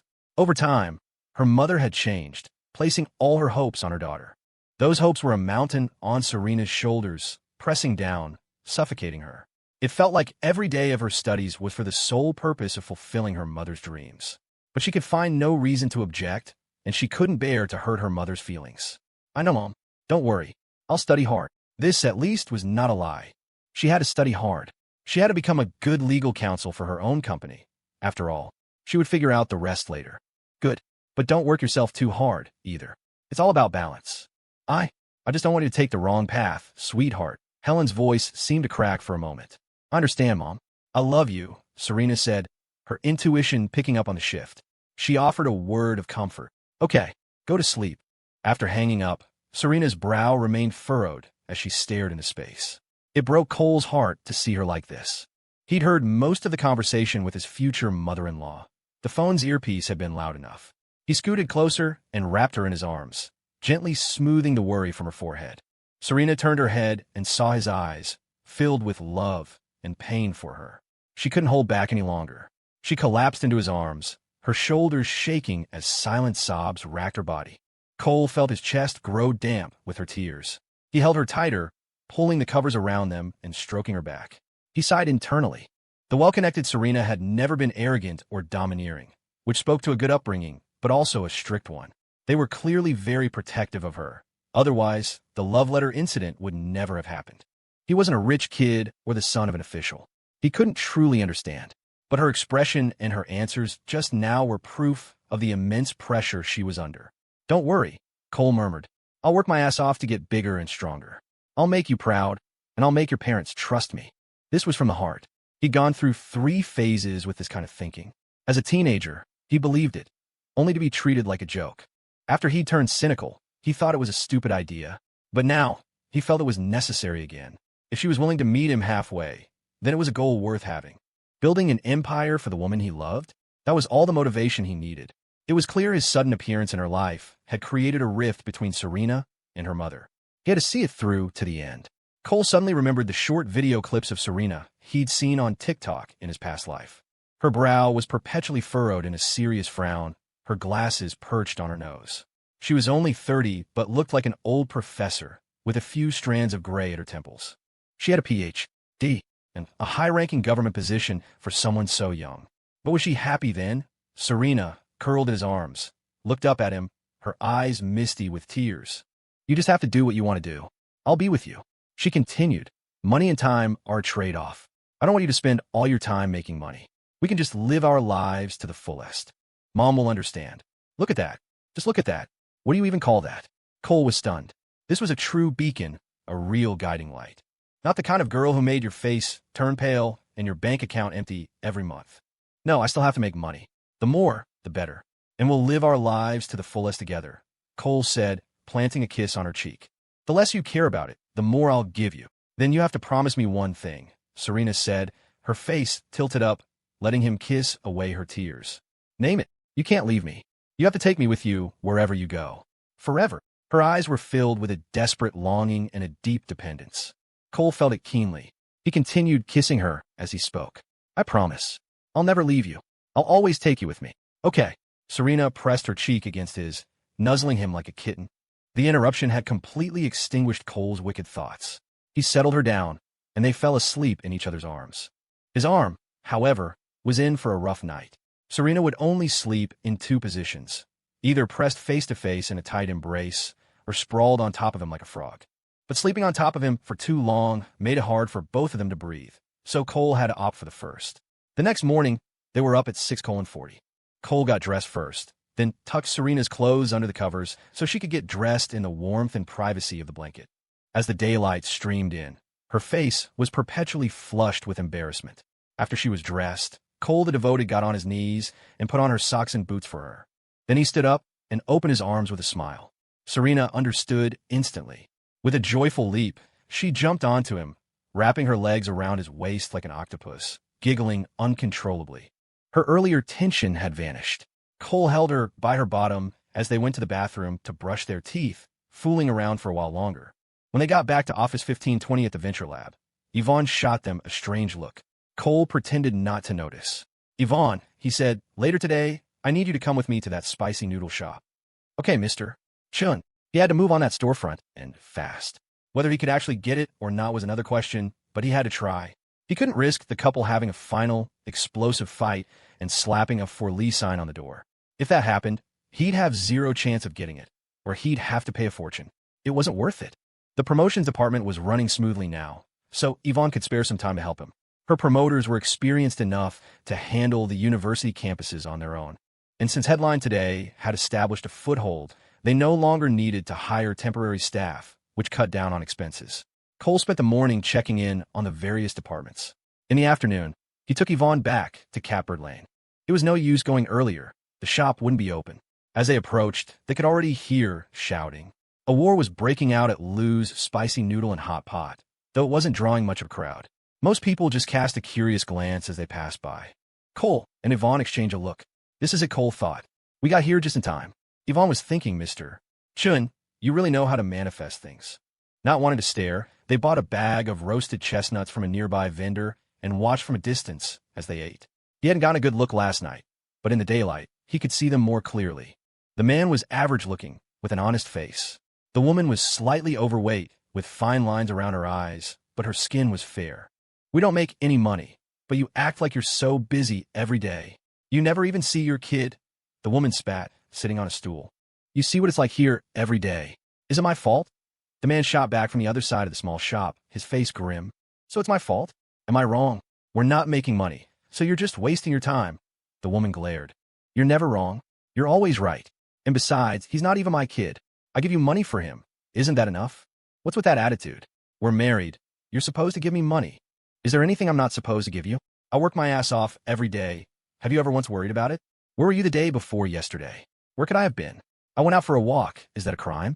Am I not allowed even a little bit of freedom now that I'm married to you? If you wanted freedom so badly, why did you get married? They argued back and forth for a long time. They were speaking in a local dialect, but Cole could understand most of it. The story was both complicated and simple. They were both on their second marriage. The woman had a child from her previous one, and the man had a relative who had helped them get the storefront. They had sunk all their money into it, with nothing left for a house or a car. Things were fine at first, but gradually, conflicts over money, the child, and what his relatives thought began to surface. The argument reached a climax when the man, unable to take it anymore, slammed a ladle down on the counter. The couple fell into a silent, cold war. Cole gave Yvonne a look, and they walked toward the shop. Yvonne didn't quite understand the look, but she guessed it was time for her boss to make his move, so she followed. Excuse me, Cole said, picking out a few items and placing them in a basket. How much for these? $12. Pay first, the man said, his face a mask of indifference. Sure. Cole pulled out a 20 and handed it to him. Business must be better at night. Doesn't seem like many people eat here during the day. The man didn't answer, his face tight with suppressed anger. The woman sat with her legs crossed, her eyes full of resentment. Yvonne got another look from her boss. She knew it was her cue. She started peeling a chestnut and said kindly to the woman, "Hey, you know what they say, a happy heart brings wealth. You two are arguing so loudly you're scaring away the customers. But I get it, this kind of work is exhausting. You should get some family to help out." "Oh my ass. He can do whatever the hell he wants," the woman snapped, turning her head away. "What's that supposed to mean? I'm doing this for our family. You make it sound like it has nothing to do with you." The man's voice rose in anger. "It has nothing to do with me. Isn't it your job to make money?" The woman sneered. The man's face went from white to green, his eyes filled with rage and despair. Hey, let's not fight," Cole chimed in. "Every family has its problems. Just calm down and talk it out. And maybe make my food while you're at it." An 18-year-old kid trying to counsel a couple in their 30s was a strange sight, but his words had no effect. The man finally exploded. "If you think this has nothing to do with you, then we're done. We're not getting past this until you tell me where you were the day before yesterday." "Fine, let's be done. You think no one else wants me? That's hilarious. Divorce. We'll get a divorce tomorrow morning. I can't wait to be rid of you." The woman shot up from her stool, her face a mask of contempt, but with a hint of desperation in her eyes. "Fine. Divorce. Tomorrow morning." The man's face twitched, his jaw clenched. "It's settled then. You can run this place by yourself." The woman spat and stormed out, her large behind swaying like an oversized sheep's tail. The man collapsed onto his stool, speechless. Cole shot another look at Yvonne. "Go, Pikachu." He understood the whole story now. He even felt a little sorry for the guy. He had definitely been cheated on, but sympathy was one thing, business was another. And frankly, selling the shop would be the best thing for the man. Their problems were irreconcilable. Cole had to secure this place, and fast. This was where Yvonne's role was crucial. "Sir, don't get so worked up," Yvonne said, playing her part. "Call her and ask her to come back. How are you going to manage this all by yourself?" "Let her go wherever she wants," the man replied, his voice weak. "Seriously, she just left? Without even thinking about how you're supposed to handle things here?" Yvonne continued to stoke the fire. "I'm not handling it. Let me just refund you. You can go somewhere else." No, it's fine. Don't worry about it. I can do it myself," Cole said quickly, waving his hands. How hard could it be to cook a few vegetables and broth? He'd seen it done 1,000 times. The main goal was to buy more time for Yvonne. With a customer insisting on cooking his own food, what could the man say? He just mumbled an apology. Yvonne then used this as an opening to chat with the man. At first, he was reluctant to talk, but her patient and understanding demeanor, combined with his positive impression of the two customers, eventually opened the floodgates. He poured out all his grievances. They talked for over an hour. Cole even helped serve a few customers, only grabbing a bite for himself during a lull. Anyone watching would have thought he was the owner. "Brother," Yvonne said, finally seeing her chance, "you'd be better off just selling the place. At least you'd get some of your money back, recoup some of your losses." "That's what I'm planning to do," the man said without hesitation. His mind was made up. There's no point in continuing. Cole kept himself busy, his expression unreadable. Yvonne knew this was the critical moment. She didn't look at her boss. They couldn't look at each other now. Even a fool would know they were up to something. "You could just sell it, you know? No need to kill yourself over it. Take the money and do literally anything else," Yvonne said. To break him from his train of thought, she added, "You should call her, have her come back. Tell her you're selling the place. It's better to part on good terms, and you probably need her signature anyway, right?" "The hell I need her signature for? I signed the lease. I put up the money." "Oh, well, that makes it easier," Yvonne said, then pretended to have a sudden idea. She turned to Cole. "Cole, didn't you say your family was looking to open a shop? I think this location is pretty good." "Huh? Oh yeah, they are. I hadn't even asked," Cole said, feigning confusion before a look of realization dawned on him. We're looking for a spot anyway. Sir, if you're selling, sell it to me. I'll make sure you get a fair price for it." "Your family?" the man asked, a flicker of consideration in his eyes. "Yeah, my family. They mentioned it a while back, but I didn't pay it much mind," Cole said, knowing that the phrase fair price was what had hooked him. Any other approach might have made the man suspicious. He was an idiot. "I'm planning to sell. How much is your family offering for the transfer?" Getting down to business, the man's energy seemed to return. Cole smiled. "That's up to you. I won't lowball you, and you don't gouge me. Just add up everything you've put into it." Making an outrageous offer was out of the question. The man fell silent, clearly thinking. Yvonne struck while the iron was hot. "Sir, if you're serious about selling, you could be open with us. Cole's family is genuinely looking for a location. It's better than listing it publicly. If you list it, you'll get 100 people trying to haggle you down. If you don't like our offer, you can always list it then. What do you think? The man glanced around the small shop. A hot pot place didn't have much equipment. A freezer, some burners. It didn't even have an air conditioner.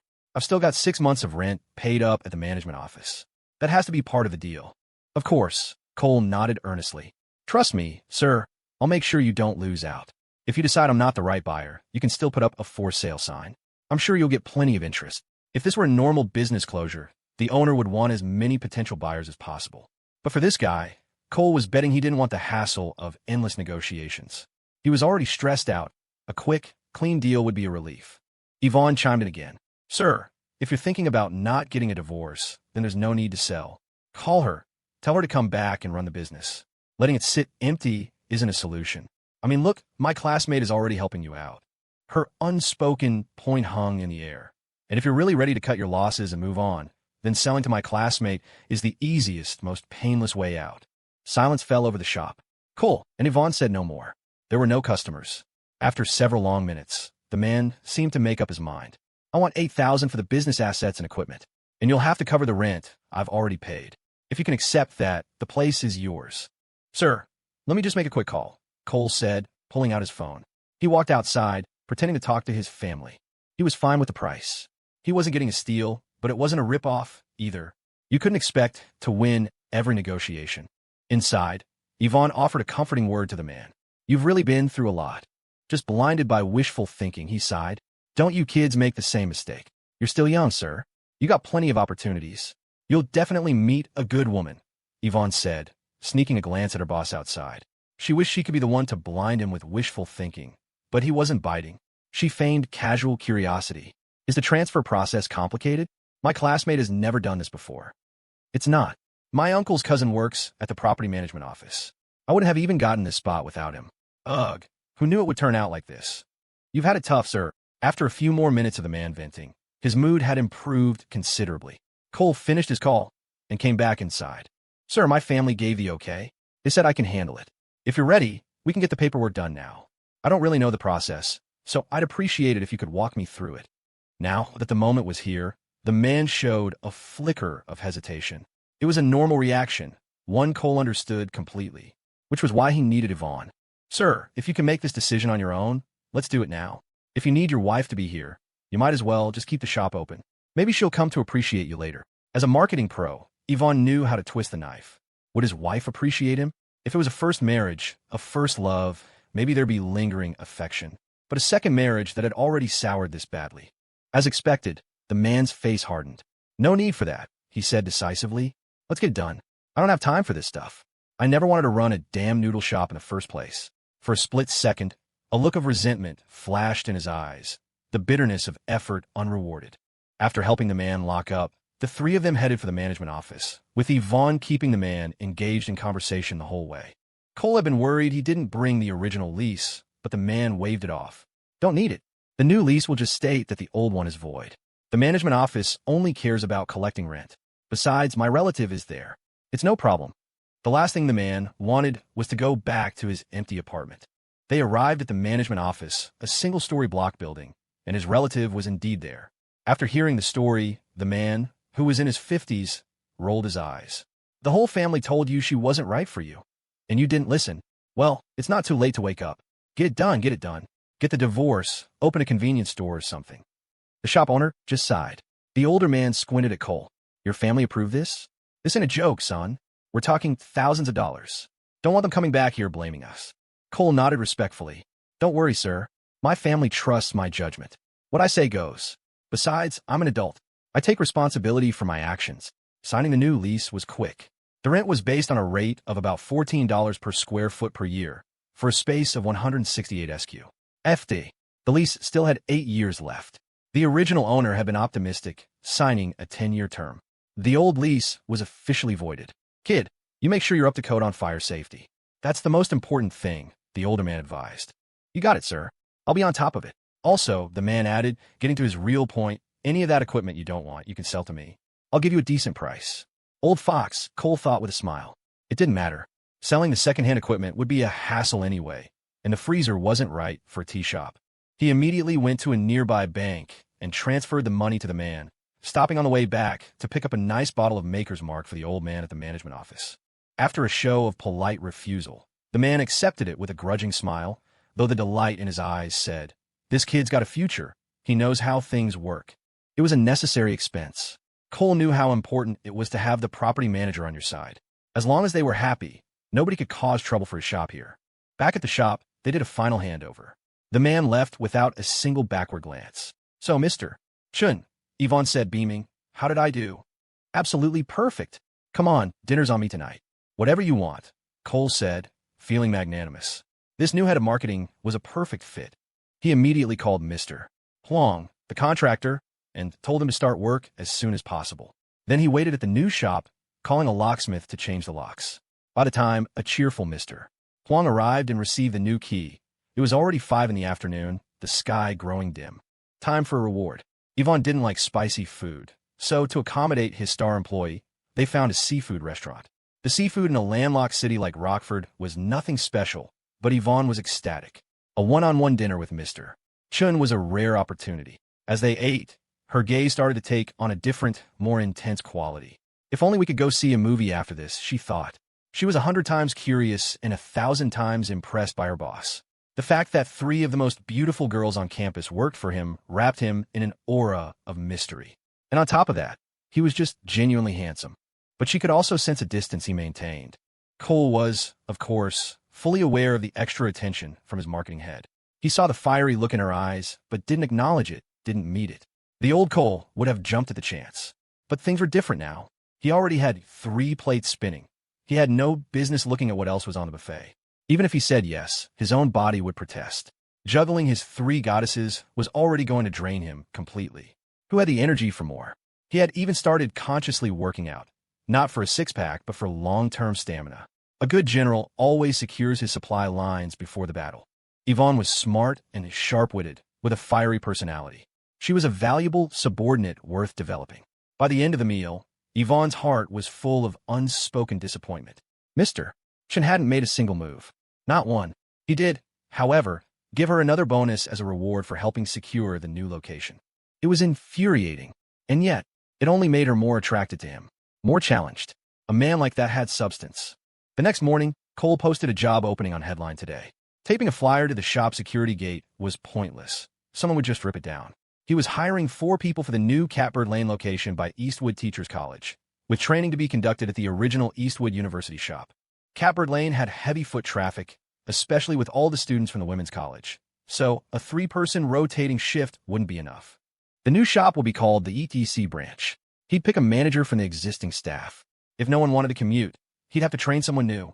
Pushed by the platform's algorithm, the job posting spread quickly.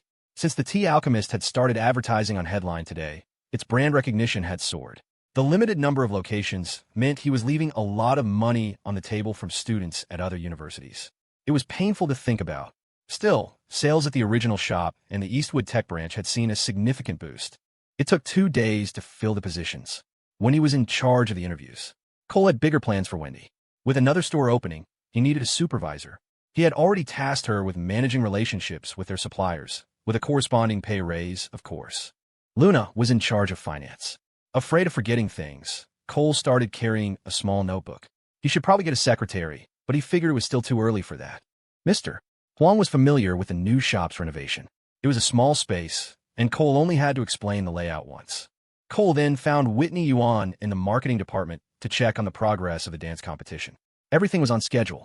With the official backing of the student activities boards, major universities like Eastwood Tech and Eastwood State were all participating. The 12 competing teams were all in intensive rehearsals.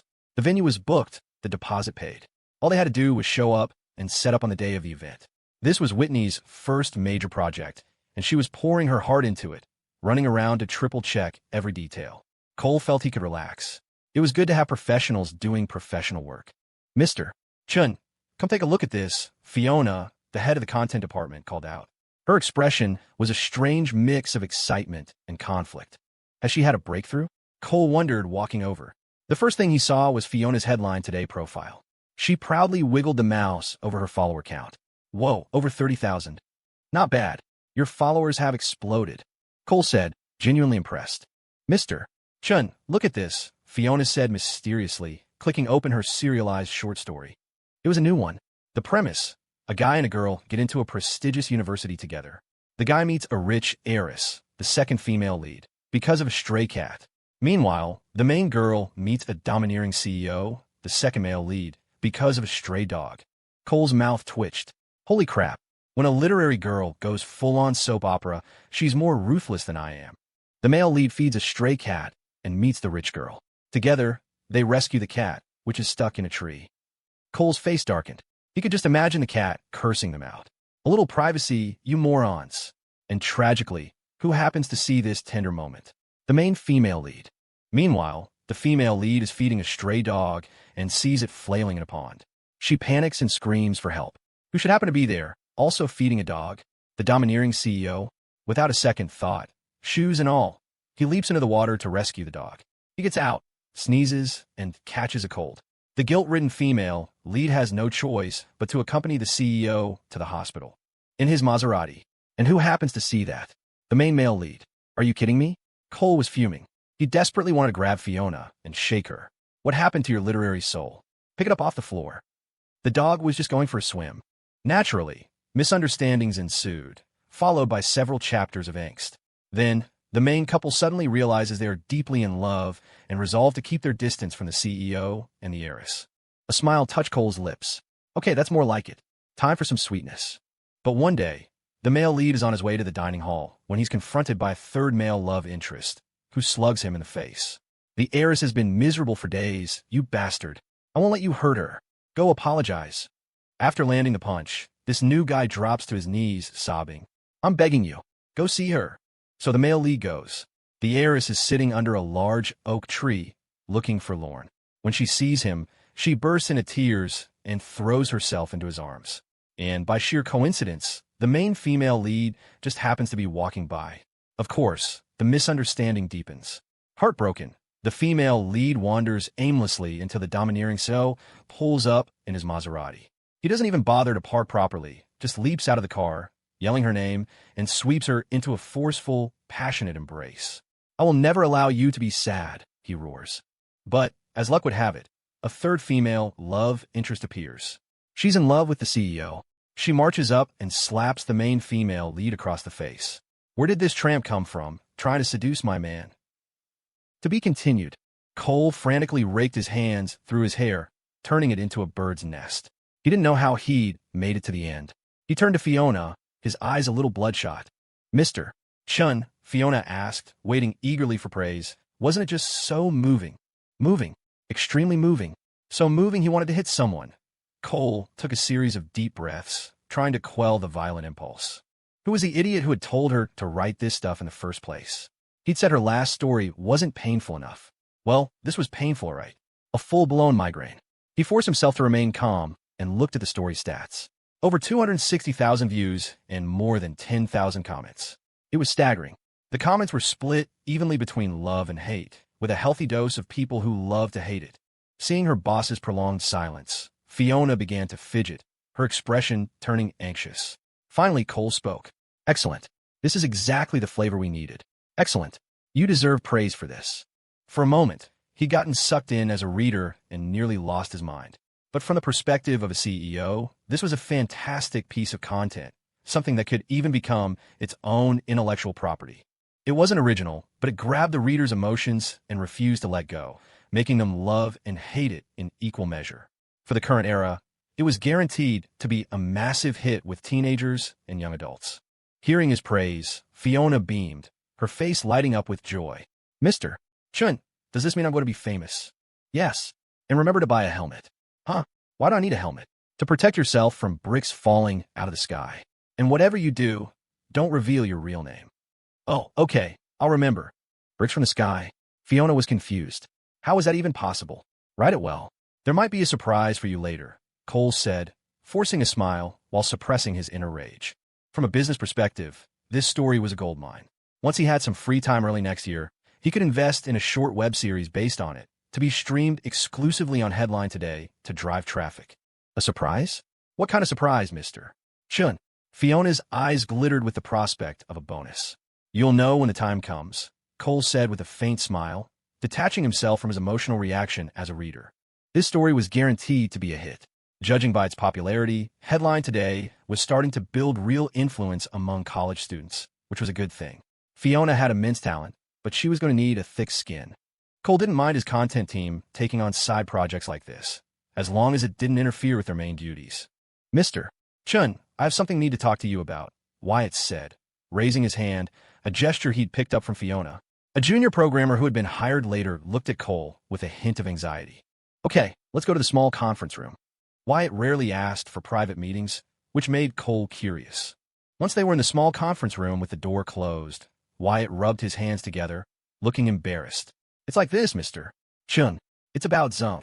He seemed to have trouble getting the words out. Just say it, it's fine, Cole said, though his heart sank a little. Is he quitting?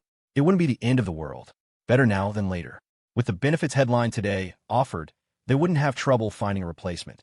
Under Jasmine's guidance, the entire engineering team had signed new employment contracts and non-disclosure agreements. These stipulated that all technology and intellectual property belonged to the company and included a non-compete clause for departing employees.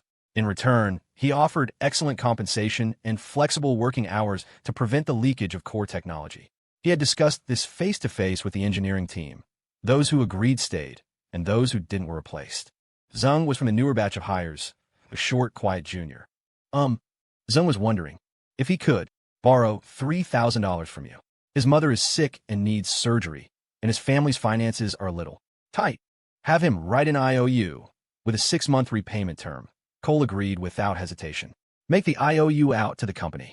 I'll have finance transfer the money. An advance on his salary was an easy thing to approve. As long as it wasn't for something shady or an astronomical amount, he was willing to help. Everyone runs into emergencies. He wouldn't even make Zung come in for a private chat. It was important to give Wyatt face. Great, Mr. Chun, I'll go get him, Wyatt said, visibly excited and moved. Okay, and if anyone on the team runs into difficulties, they should feel free to bring it up. Once you're part of Headline Today, you're one of us. The company will take care of its people, Cole said, his words carrying a double meaning. The fact that Wyatt had offered to bring Zung in himself showed that he wasn't trying to use this as an opportunity to indebt the junior programmer to him personally. But a reminder was still necessary. As the company grew, the stability of the core technical team was paramount. Understand, Mr. Chun. Don't worry, Wyatt said, immediately getting the message and showing his loyalty. Good. Wyatt returned to the main office, and a moment later, Zung came in. Thank you, Mr. Chun. I'll definitely work hard to repay you, Zung said, his face full of gratitude, his eyes shining with emotion. He hadn't held out much hope. After all, who would lend $3,000 to an employee who'd only been there a month? He never expected it to be approved. I'll always support my team in an emergency. I don't want you guys to have worries holding you back, Cole said with a smile. Keep up the good work. I'll have finance wire you the money shortly. After expressing his profuse thanks, Zung went back to the office to write the IOU. A co-worker, Lou, whispered, Did you get it?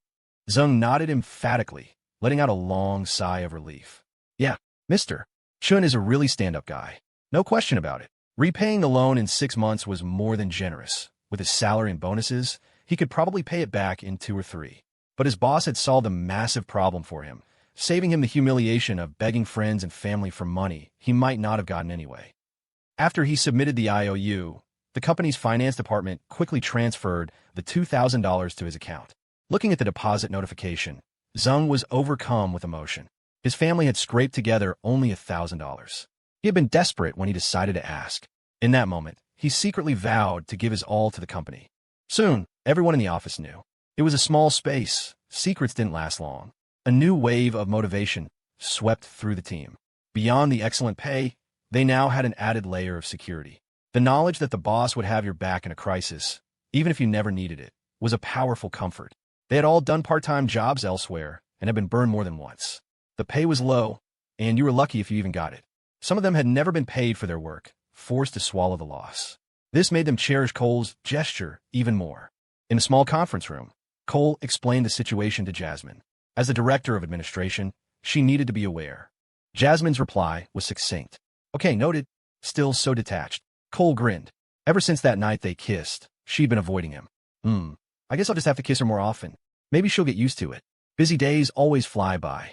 After Preston's viral fame, A number of aspiring comedians had popped up on Headline today.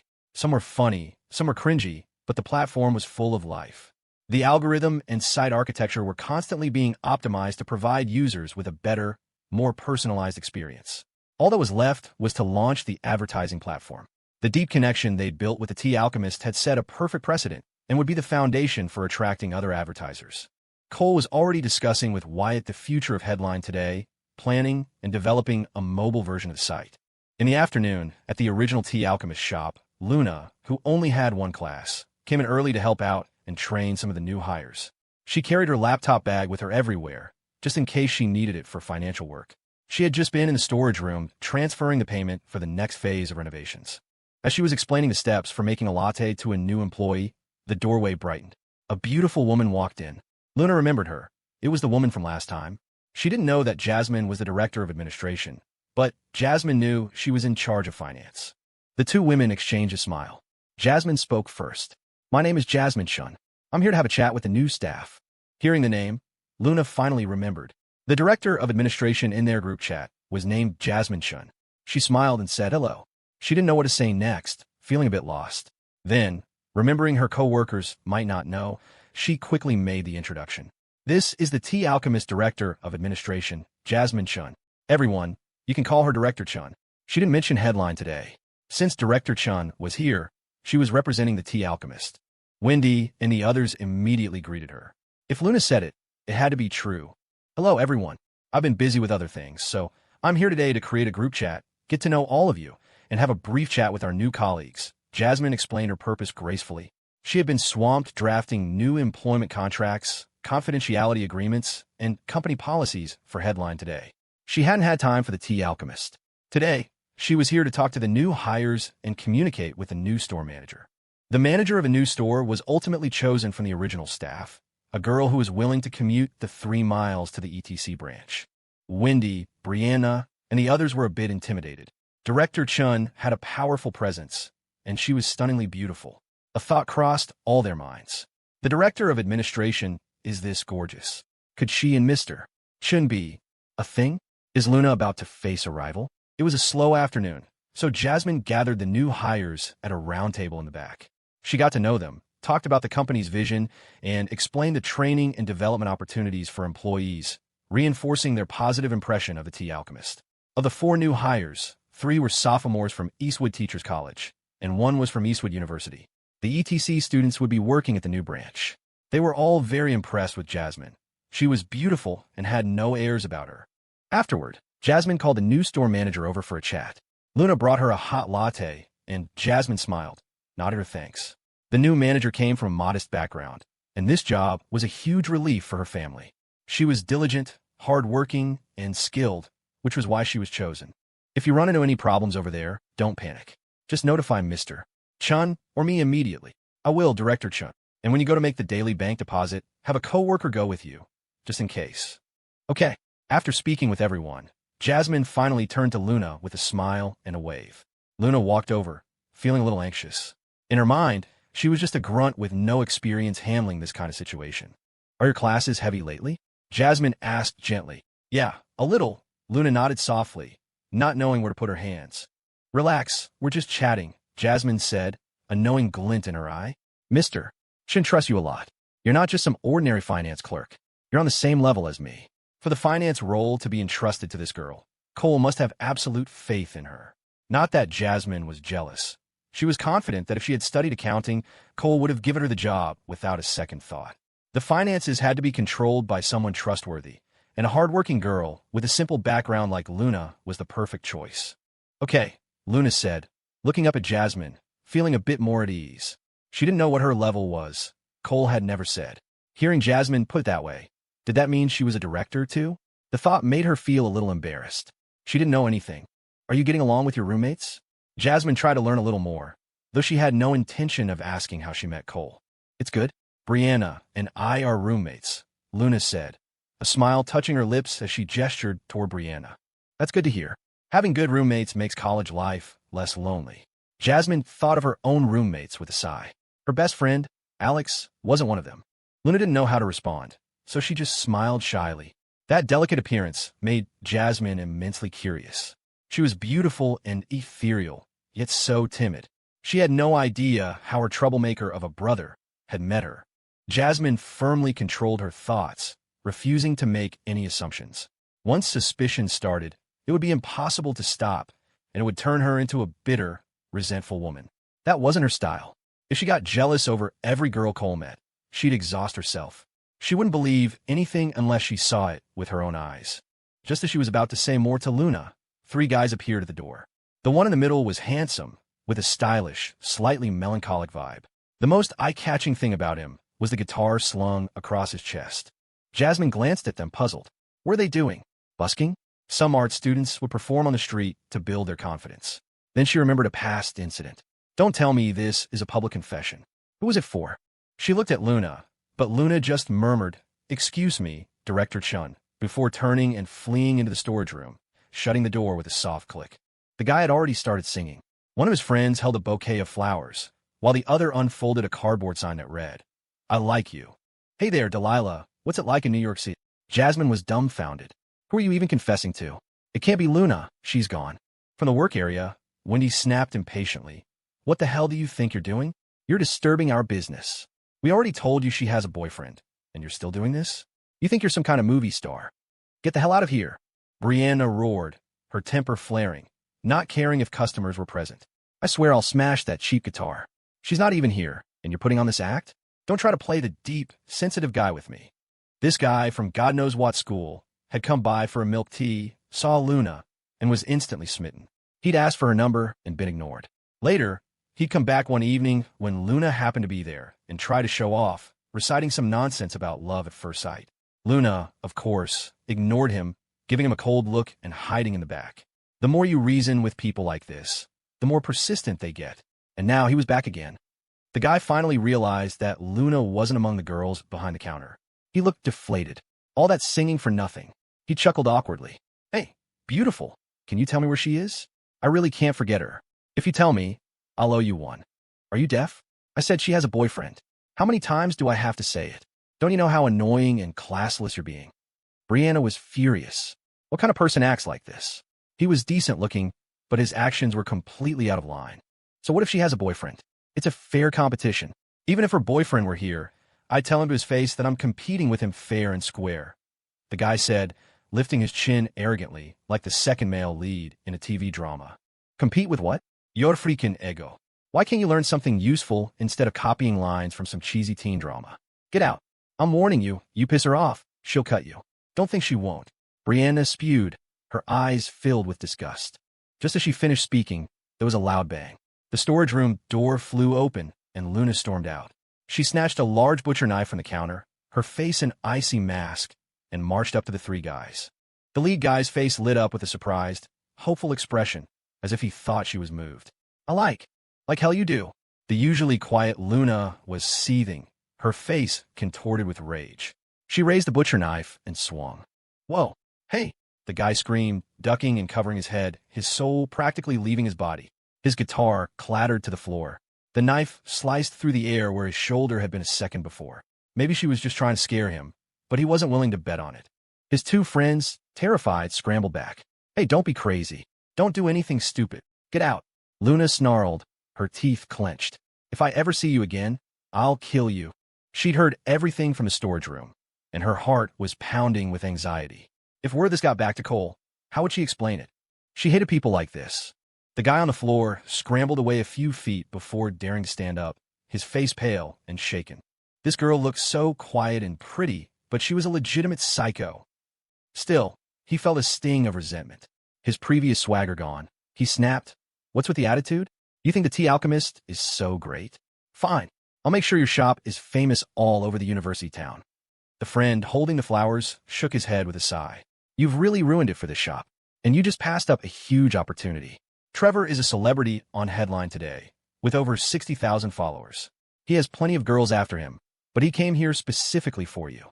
Even if you're not interested, you didn't have to be like this. Look at my guitar. The paint is chipped. Trevor pointed at the base of his guitar, his voice filled with indignation. He couldn't believe this girl had given him 0 face. You have to pay for this, and you have to apologize. Pay for your ass. You want me to call the cops right now? For harassing a woman. What school are you from? I'll report you to your dean's office. Brianna stormed out from behind the counter, cursing as she came. Get lost, a new voice commanded. It was Jasmine. She had just walked out, intending to stop Luna before things escalated. But after hearing the guy's words, she was furious. They had been told Luna had a boyfriend, had been clearly rejected, and yet they persisted. That was crossing a line. You're not leaving? Bree, call the police. Luna pointed the knife at the guy, her small face blazing with anger. Fine. You guys are tough, Trevor said, adopting a look of disgust, as if he had just seen their true colors and wanted nothing to do with them. You're wasting such pretty faces with mouths like that. I'm leaving, but just you wait. Your shop is going to be infamous. He turned and stormed off. He truly couldn't understand how a gentle, beautiful girl could be so violent. And there were two of them. It was an eye-opener. He had lost a lot of face today, but he would make these girls regret it. We'll see who wants to go to tea shop like this. The two tables of customers who had been sitting in the shop watched the whole spectacle in silence. No one sympathized with the guy, especially since both tables were occupied by couples. They hated guys like that. Put the knife down, Jasmine said, taking the blade from Luna's hand. You can't do that again. Next time, call the police first. She was surprised by this side of Luna's personality. She looked so gentle, but she went straight for a knife when she got angry. With the knife gone, the tension in Luna's face began to ease. Her life was finally full and stable. She didn't want to be harassed, and she certainly didn't want Cole to misunderstand her. Not in the slightest. Come on, let's go sit in the back for a minute, Jasmine said kindly, taking Luna's arm. She kind of liked this fierce personality. No wonder her brother had chosen her for finance. She was the perfect person for the job. Being led by Jasmine, a now calm Luna started to feel embarrassed. Her outburst, just now, would it cause trouble for Cole? She reverted to the quiet, gentle girl she usually was, sitting on a chair and fidgeting with her fingers. It's okay, don't worry. Headline today is Cole's. What kind of impact can this guy have? Jasmine patted her hand reassuringly. She felt for this girl. Coming from a poor background, but managing to get into Eastwood University was an achievement in itself. On that point, Jasmine felt a little humbled. To have stayed safe with a face like that, it was clearly thanks to her hidden strength. Are you sure it's okay, Director Chun? Luna was still worried. Yes, it's fine. Here, let me add you on Messenger. Accept the request, Jasmine said, pulling out her phone and adding her from the group chat. Okay, Luna readily agreed. She had a very good feeling about this woman. After adding her, Jasmine stood up. All right, I should be heading back. If anything comes up, call Cole or me. Okay, I will. Luna nodded obediently, a flicker of warmth in her eyes. She admired Jasmine's calm and composed demeanor. Carrying her unfinished coffee, Jasmine left the Tea Alchemist and headed back to Eastwood Tech. Not long after leaving the shop, she called Cole. At that moment, Cole was in a meeting with Wyatt, discussing optimizations for the content creation platform. When his phone rang and he saw it was Jasmine, he quickly said, "Sorry, I have to take this," and stepped out onto the balcony. Hey, sis. Hey, I was just at the Tea Alchemist, and something happened. Jasmine recounted the incident. He said he has 60 or 70,000 followers on Headline today. You should keep an eye on it. I got it, sis. I'll handle it. Cole's expression darkened. Harassing his Luna? The guy had a death wish. He wasn't worried about Jasmine being at the shop. She was always professional. He was certain she wouldn't have asked about anything personal. And Luna wasn't the type to show off, so she likely wouldn't have said anything about their relationship. Okay, that's all. I'm hanging up. Wait, sis. What? Blow me a kiss. No, you're at work. Be professional. All right. Sigh. Cole let out a deliberately dramatic sigh. Sure enough, a soft moi came through the phone, followed by Jasmine's exasperated voice. You're at work. You can't be like this. You have to set a good example, understand? Understand, sis. Moi. Cole grinned, then hung up. His expression immediately turned serious. 60 or 70,000 followers. Who? Then he calmed down. If the guy was stupid enough to make a move, he'd expose himself. Better not to accuse the wrong person. Maybe he was just bluffing. After hearing Jasmine's account, he was 100% satisfied with Luna's reaction. His heart ached for her, worried she might have hurt herself with a knife. Back in the office, he had the back-end team run a search. There were a dozen accounts with 60 to 70K followers, both male and female. He told them to monitor for any posts containing the words, "The Tea Alchemist," and to notify him immediately. About an hour later, Zhong, the junior programmer, suddenly called out, "Mr. Chun, we've got something." Cole leaned over to look and was instantly furious. It was a guy from Eastwood State. He had boosted himself. Username, Guitar Guy for You. 69,000 followers. He had posted a completely fabricated story, complete with a sad, angsty-looking profile picture of himself. Was practicing my music on the street today, just happened to be near the Tea Alchemist, when one of their female employees started verbally abusing me. The post already had over 10,000 views and hundreds of comments. I feel so bad for you. I'm boycotting the Tea Alchemist. Yeah, boycott them. I can't believe the Tea Alchemist is like that. That's horrible. This is discrimination. Zhang asked Mr. Chun, should I ban him? Not yet, Cole said with a smile. Let the bullets fly a little longer. Zhang looked completely baffled. What did that even mean? Cole walked over to the adjacent office, 1521, and asked one of the male content moderators to run an errand. Zhang, could you do me a favor and run to the original Tea Alchemist shop? There's a USB drive in the security system box. Could you grab it for me? Thanks for the trouble. The moderators had downtime and could help with other tasks. No trouble at all. I'll be right back, the student said, rushing out. On Headline today, a few more accounts with smaller followings popped up, claiming to have been eyewitnesses. The platform erupted with condemnation for the Tea Alchemist. A number of girls reposted the story, and it spread like a plague. Even Fiona and the others were getting anxious, but Cole remained unervingly calm. Mr. Chun, we can't let this go on. We have to ban him, Fiona urged, worried that the Tea Alchemist's reputation would be ruined. Yes, ban him. The impact is getting too big, said Jenna from the engineering team. Bigger is better, Cole said, smiling despite his annoyance. If it doesn't get big, how can we make an example out of them? Whitney, who had been quietly organizing event details, finally spoke up. It's better to let it spread. The more people who know, the harder the reversal will hit.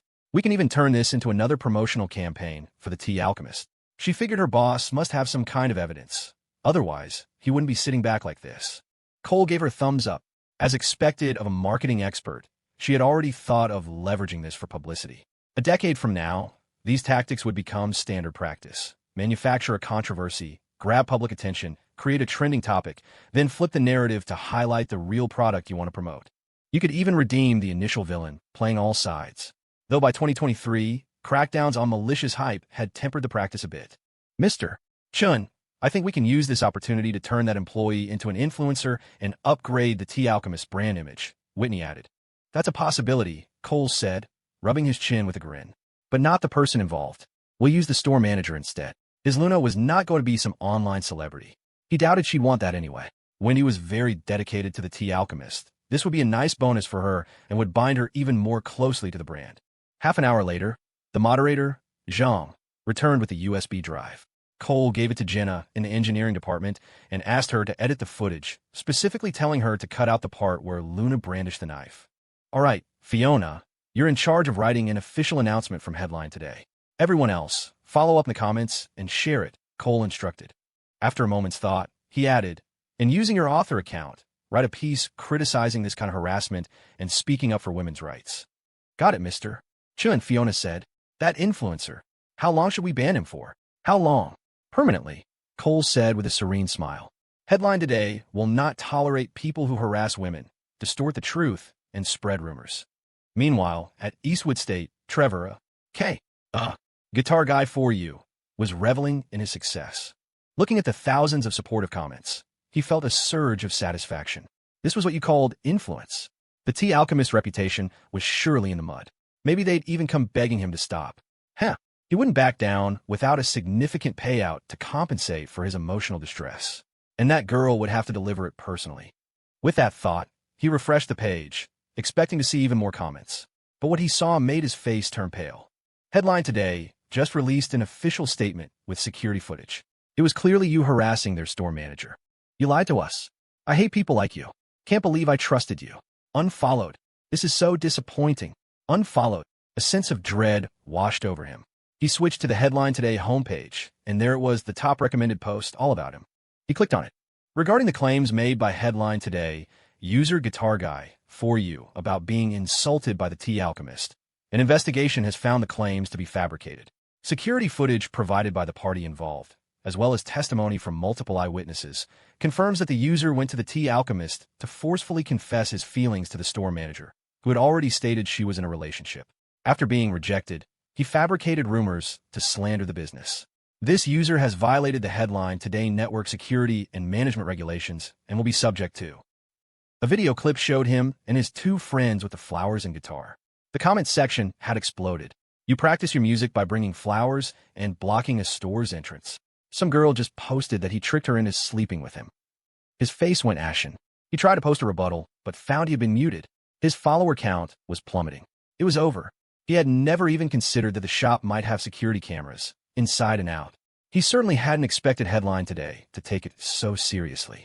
It was just a minor squabble. What was the big deal? Did they think this would force him to apologize? Never. But by the next day, no one had contacted him. It was as if he'd been completely forgotten. His profile was still up, but the comment section was a cesspool of outrage from thousands of people venting their anger at being duped. His follower count had dropped to just over 10,000 and was still falling. All he could do was stare helplessly, unable to post or reply. He left his dorm, but the usual looks of envy and jealousy were replaced by glares of disgust. Unable to face anyone, he scurried back to his room to hide, asking his roommates to get him food, but no one answered. The two friends who had been with him were busy dealing with their own fallout. Friends who had been close were now ignoring him, and some had even blocked him. Everything was ruined. He collapsed onto his bed, consumed by endless regret. Back in Office 1520 at Headline today. The Tea Alchemist is a total sensation now. This is even more effective than the Campus Beauties ad, Fiona marveled, checking the shop's page. That's normal. Sometimes, drama is more interesting to people than pretty girls, Cole said, entirely unsurprised. The Tea Alchemist really hit the jackpot this time. Mr. Chun, I wrote 2 articles. My hand is cramping, Fiona said, looking at her boss with pleading eyes that clearly screamed. How about a free coffee? The entire office perked up their ears. Don't worry. Just soak your hand in vinegar. It'll be fine, Cole said with a look of deep concern. Fiona was speechless. Boss, do you not get what I'm saying? I've fried my brain cells for you and manage your brand's social media. Then her boss added, Fiona, take some paper, cut it into small cards, write 1 free coffee on them, and stamp them with the company's seal. You can all go redeem them. Everyone. After all, they had done work for the Tea Alchemist, and compared to the publicity it generated, a few cups of coffee were nothing. Even the marketing team had logged into their personal accounts to weigh in on the drama. Yes, Fiona was ecstatic. She had just gotten her first paycheck, and after covering her living expenses, she'd sent the rest home. Mr. Chun is wise. The office erupted in cheers. Getting one over on the boss was always a thrill. Cole sent Wendy a message to let her know. At 6 in the evening, he headed for the original Tea Alchemist shop. He needed to check on Luna. He also brought the IOU from Zoom. Since it was a company loan, the original document should be kept by the finance department. As he approached, he saw a crowd of customers standing near the entrance. He recognized a few of the girls as Luna's roommates. One with glasses looked particularly familiar. When he reached the door, he heard Luna saying apologetically, I don't think I can go. I have other things to do. Then he heard Brianna add, Luna probably doesn't have time. She's working 2 jobs. A girl standing outside insisted, it won't be as fun if someone's missing. It's a chance to build friendships with our classmates. Just come with us. When Luna saw Cole walk in, her eyes lit up with joy, and a faint blush crept onto her pale cheeks. Cole smiled and greeted the staff before ordering a milk tea like any other customer, paying for it and everything. But all the tables were taken, so he had to stand and wait. When the other employees weren't looking, he gave Luna a subtle little pout. The gesture made Luna blush furiously, and she quickly lowered her head to prepare her boss's coffee. Seeing her adorable, shy reaction, Cole grinned, feeling a deep sense of satisfaction. From a conversation between Brianna and the other roommates, he gathered they were planning a mixer. It was a cross-departmental event. 2 dorms from the accounting program and 2 from the foreign languages department, 24 people in total. For a dorm mixer, that was a pretty big scale. It had all started because one of Luna's roommates was dating a guy from the foreign languages department. You could just as well call it a matchmaking session, even if it was under the guise of promoting interdepartmental communication. Cole knew the drill all too well.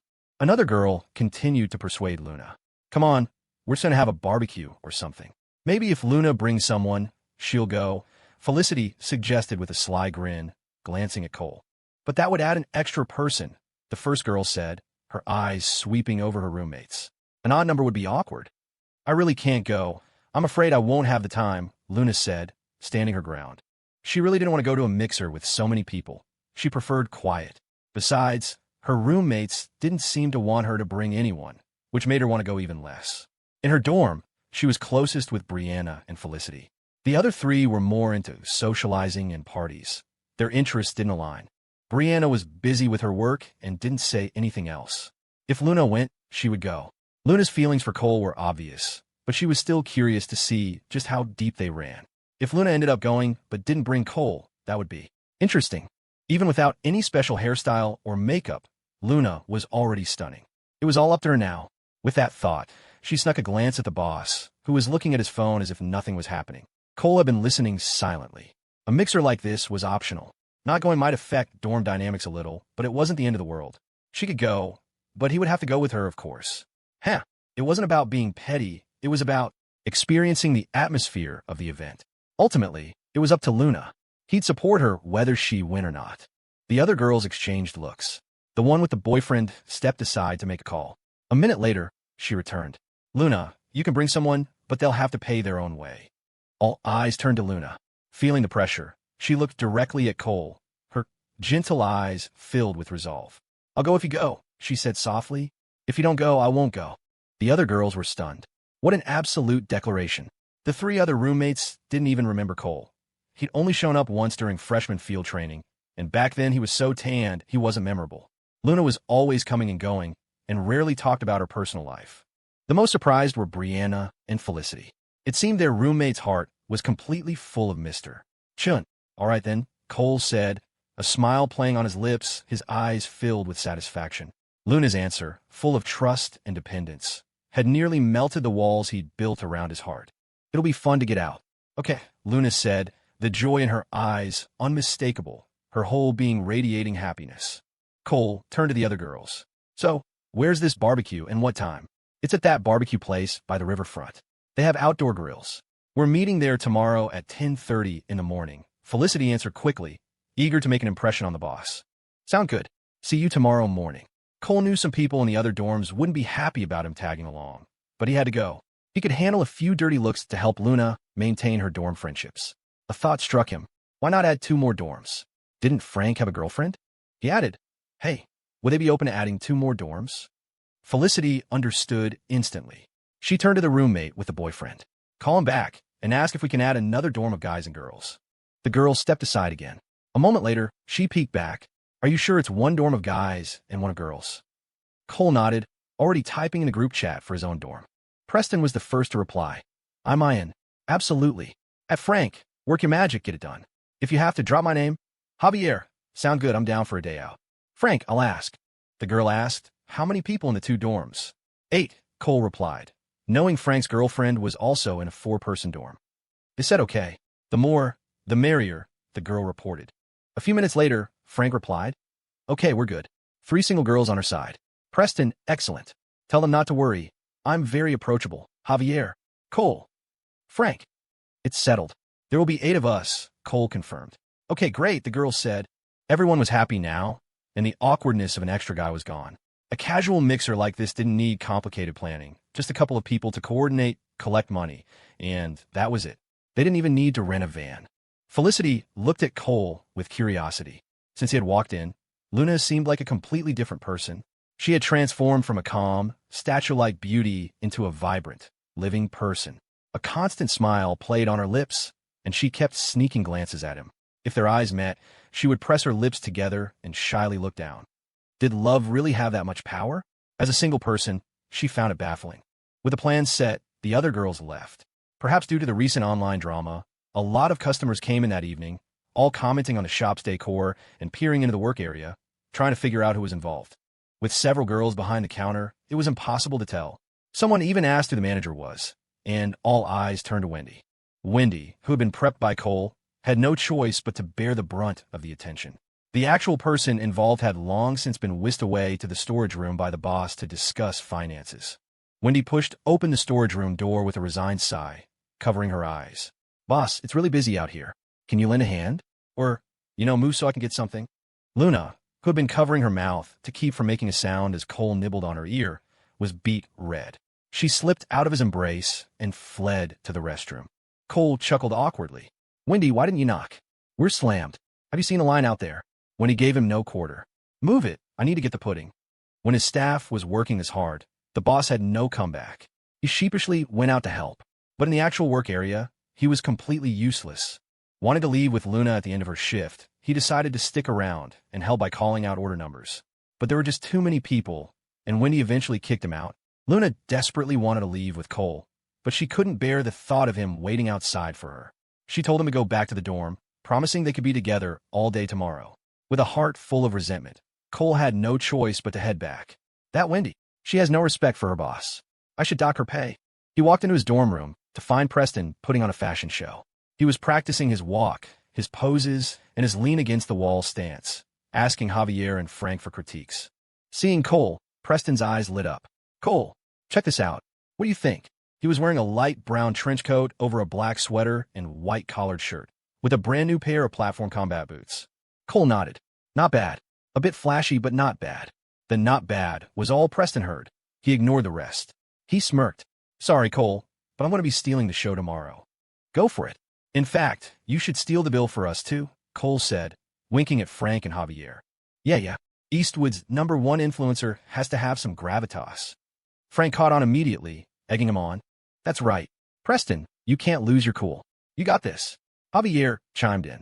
Well, I don't know about that, Preston said, not being a complete fool. Just imagine it, Cole said, his voice full of admiration, his expression lost in a fantasy. Tomorrow, you wave your hand and declare, our dorm is on me. Your trench coat billows in the wind, and a dozen girls swoon. That feeling, TSK. Just tell me you don't want that. Fine, if you don't want to, forget it, Javier added with perfect timing. I have a black trench coat. I'll just wear that. I probably look pretty sharp, too. Fine. I'll pay. Just for whatever you want, but please, no more trench coats. Preston was terrified of that possibility. If everyone in the dorm wore a trench coat, his effect would be ruined. It wasn't that much money for 4 people. He could handle it. Class act, Cole said with a sincere thumbs up. As expected, the handsomest guy in room 305. Eastwood's #1 influencer. Of course, Preston said with a proud grin. Cole was genuinely curious to see how famous Preston actually was, and if anyone would recognize him tomorrow. But his main goal was to gauge everyone's opinion of Headline today. Very few people at the university actually knew him.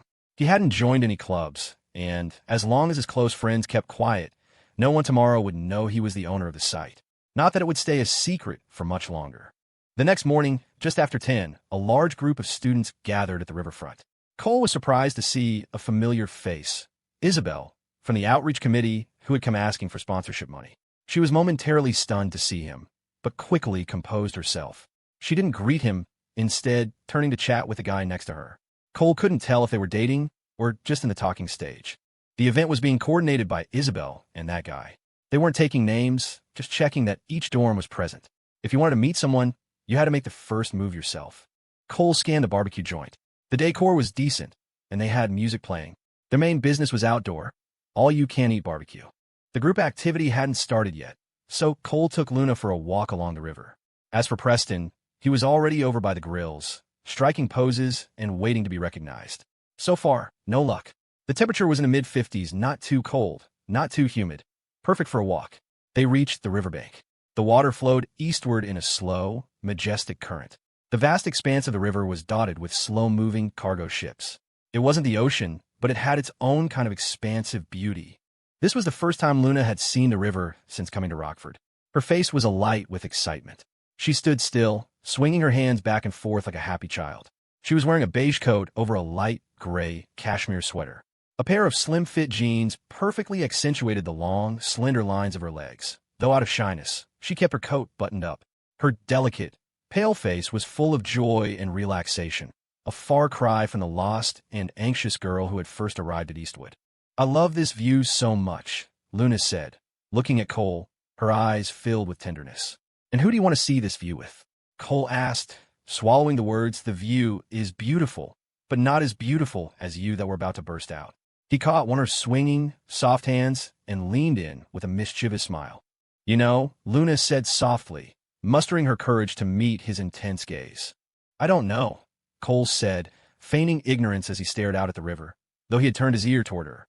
The next second, a pair of soft lips were pressed against his ear, her warm breath tickling his skin as she whispered, Brother, I want to see it with you, and only with you. Wow, this little one is learning fast. Cole's ear tingled, and so did his heart. He turned to look at her. Her cheeks, and even the tips of her ears were bright red. She was pretending to be engrossed in the scenery. Cole wrapped an arm around her waist and gently pulled her into his embrace. She just buried her head, too shy to look at him. After admiring her bashfulness for a few seconds, Cole gently cupped her chin, turning her cherry-red face toward him. Luna's lips parted slightly as she tried to calm her rapid breathing, brought on by a mix of nervousness and anticipation. She summoned her courage and met his gaze. In those deep, bright eyes, she saw exactly what was coming, and her heart began to pound frantically. Cole was already burning with desire. The sight of that angelic face, those lips slightly parted, had completely overwhelmed his impulse to lean in and taste them. As his mouth drew closer, a faint, sweet, fruity scent wafted from her, making his mouth water. Luna was trembling all over. She had never experienced anything like this. She was so nervous she could barely breathe. Finally, Cole's lips met hers. A light touch, so soft, so fragrant. It made him feel like he was chewing a piece of candy he wanted to swallow whole. The girl in his arms was now gripping his jacket tightly. Her beautiful, almond-shaped eyes were closed, her face tilted up obediently, ready to be plucked. Cole swallowed hard. After a few light pecks, he gently captured her lower lip, tasting it. So soft, so sweet, the flavor was intoxicating. Immediately, he felt her clumsy response, her slender arms wrapping tightly around his waist, her heavy breathing punctuated by flustered little moans. Luna's mind went completely blank. All her senses were focused on her lips. She couldn't hear anything but the sound of their kissing. She even forgot to be shy, feeling only that Cole's kiss was the most wonderful sensation in the world. Cole attacked greedily, while Luna clumsily met his advances. He was like a bear that had found a honeycomb, savoring her sweet, soft tenderness. She, in turn, seemed to want nothing more than to pour all her honey into the bear's mouth. Her fruity lips and tongue were intoxicating, and Cole was completely lost in the moment. Just as they were passionately entangled, Frank's distant shout startled them out of their sweet reverie. "Cole! Cole!" Luna jolted as if shocked. Their lips reluctantly parted, a glistening thread of saliva connecting them for a split second. Cole quickly leaned in for another peck, eating the evidence, which made Luna bury her face in his chest, too shy to look up. "Come on, let's go back," Cole said, his heart blooming with joy. "That fruity little mouth is delicious. Ah, life was so full of flavor." "Okay," Luna whispered, her cheeks as red as if she'd had too much to drink. Cole shouted a reply to Frank, and then took her hand, strolling along the riverbank to let the breeze cool her flushed face. By the time they returned to the barbecue spot, things were in full swing. People were prepping food, paying their share, and chatting loudly. Cole went over and paid Luna's portion. His, of course, was covered by Preston. Preston looked to be in his element, probably because his identity had finally been exposed. He was joking and laughing with the other students, looking quite dashing. Isabel was the one collecting the money. Her eyes darted quickly between Cole and Luna, a deep sense of regret in their depths. When she took Cole's money, her mouth moved as if to say something, but in the end, she remained silent. Cole and Luna started to help out. The long barbecue grills were set up along the riverbank, allowing them to grill skewers while watching the water flow by. A charming scene. With 32 people pitching in, there was a huge variety of food, far more than they could eat. But most people's minds weren't on the food anyway. Many of the guys' gazes were involuntarily drawn to Luna. First, their eyes would light up, then dim with disappointment. Sigh, the goddess is taken, and her man was very protective, practically stamping his ownership on her. The unspoken declaration was clear to all the other guys. "She's mine. Don't even think about it." Even the guy standing next to Isabel couldn't help but sneak a few glances, though he quickly looked back at her, his solicitous expression making it obvious he was pursuing her. Everyone mingled in small groups, the atmosphere lively and boisterous. Those who clicked chatted more. Those who didn't force it. For many, this was their first real taste of a social mixer. Frank, with his girlfriend in tow, naturally gravitated toward Cole and his companion. Deep in the throes of new love, Frank just noticed that his roommate and the beautiful girl were a bit close, but without concrete evidence, he didn't think much of it. Javier was busy trying to find his own future happiness. As for Preston, he was entirely focused on looking cool. One girl sang a popular love song, pushing the atmosphere to a peak. Even Isabel performed a song, her gaze constantly and inadvertently drifting toward Cole. Cole carefully seasoned lamb skewers. The smoke was thick, and he didn't have the heart to let Luna do the grilling. He handed the first skewer to her, telling her to blow on it before eating. After the impromptu concert ended, Cole suddenly called out, "Preston, you're so famous on Headline Today now, with all those followers. You're even cooler than a big shot blogger." Preston was momentarily stunned, then quickly caught on. "It's all thanks to Headline Today. It's really made my college life more interesting." A look of approval flashed in Cole's eyes. "Nice one, Preston. I'll give you another boost for that." At that, the floodgates of conversation opened, and everyone started talking about Headline Today. Headline Today is actually really good. It feels a lot better than those other news portals. Yeah, and you can read novels for free. That one, Cat Loves Dog, is so good. Ugh, it's so angsty it hurts my soul. Every chapter makes me want to punch someone. You guys read that too? Of course. Who doesn't? I don't know who wrote it, but I really want to find them and shake them. I want to write something too. I have so many ideas, but I just can't get them out. There's that one guy who films all the different dishes in the cafeteria. He's really popular. I was thinking of trying that. Is it really that fun? I've never even been on the site. Listening to the chatter, Cole was very satisfied. The promotion for Headline Today had clearly taken root. While it hadn't captured the entire student population, its popularity was skyrocketing. Once the dance competition was held, the foundation for attracting advertisers would be solid. Headline Today would also be on the university administration's radar, further expanding its influence. Luna fed Cole a piece of lamb, her eyes sparkling with adoration and worship. Across from them, Isabel's occasional glances were tinged with disappointment. The suitor by her side noticed something was wrong and asked her what was the matter, but she just shook her head and said it was nothing. There were handsome guys pursuing her, but she just found Cole more handsome, with a captivating, masculine charm that made her want to breathe him in and never exhale. She thought no one noticed her inner turmoil, but two people did. One was Felicity, who was minoring in psychology and had been practicing her observation skills. She quickly sensed something was off, her gaze shifting between Isabel and Cole. But she saw that Cole was completely oblivious, which was a relief for her roommate's sake. The other was Isabel's suitor. How could he not notice when his goddess was so distracted? A vat of vinegar was churning in his stomach. He knew he couldn't blame the guy across from them, but damn it, he was still uncomfortable. He decided to try and win back his goddess's attention. He looked at his roommate and said with feigned distress, "The student government's organizing committee wants me to go to a meeting the day after tomorrow. I'm stressing about what to say. Can you guys help me brainstorm?" "That's not going to be a problem for you, Ethan. You're the top student in our department," his roommate said, not understanding why he was suddenly bringing this up but still playing along. "I'm nervous, though. The president of the student government will be there and leaders from the student activities board. I'm afraid I'll mess up," the guy named Ethan Zung said, shaking his head with a worried look, though his eyes sparkled with delight. His goddess had indeed noticed, and many other students were looking over now, too. Even Cole found it interesting. This was a model student, full of more positive energy than a slacker like him. This guy was probably on track to become a public servant, a dedicated civil servant. He had ambition, much more high class than Cole, who could only aspire to be a low-status capitalist. Coincidentally, Ethan looked over at him. Cole smiled and nodded, but he felt a hint of hostility from this future public servant. It wasn't overt, just a general dislike. What's his problem? I haven't done anything to him, Cole wondered. Ethan used the topic of the student government to chat with the other students, quickly becoming the center of attention. After all, the university-level student government was a bigger deal than the department-level ones, with better prospects. The other students were happy to engage with such a promising peer. At the very least, it was good to be on friendly terms. You never knew when a connection like that might come in handy. Even Preston's spotlight was stolen. He blew his bangs out of his face with a frustrated puff of air. Cole, however, had no interest in these games. He was happily enjoying being fed by Luna. Just as he was enjoying himself, two people appeared at the entrance of the barbecue joint. One of them wore a large gold ring on their finger. It was the androgynous Jordan Liu, and with her was the cool, quiet girl named Lynn. Jordan's eyes lit up. She walked over with a smile, extending a hand from a distance. Well, Mr. Chun, welcome to my humble establishment." Cole quickly stood up, warmly shaking Jordan's hand.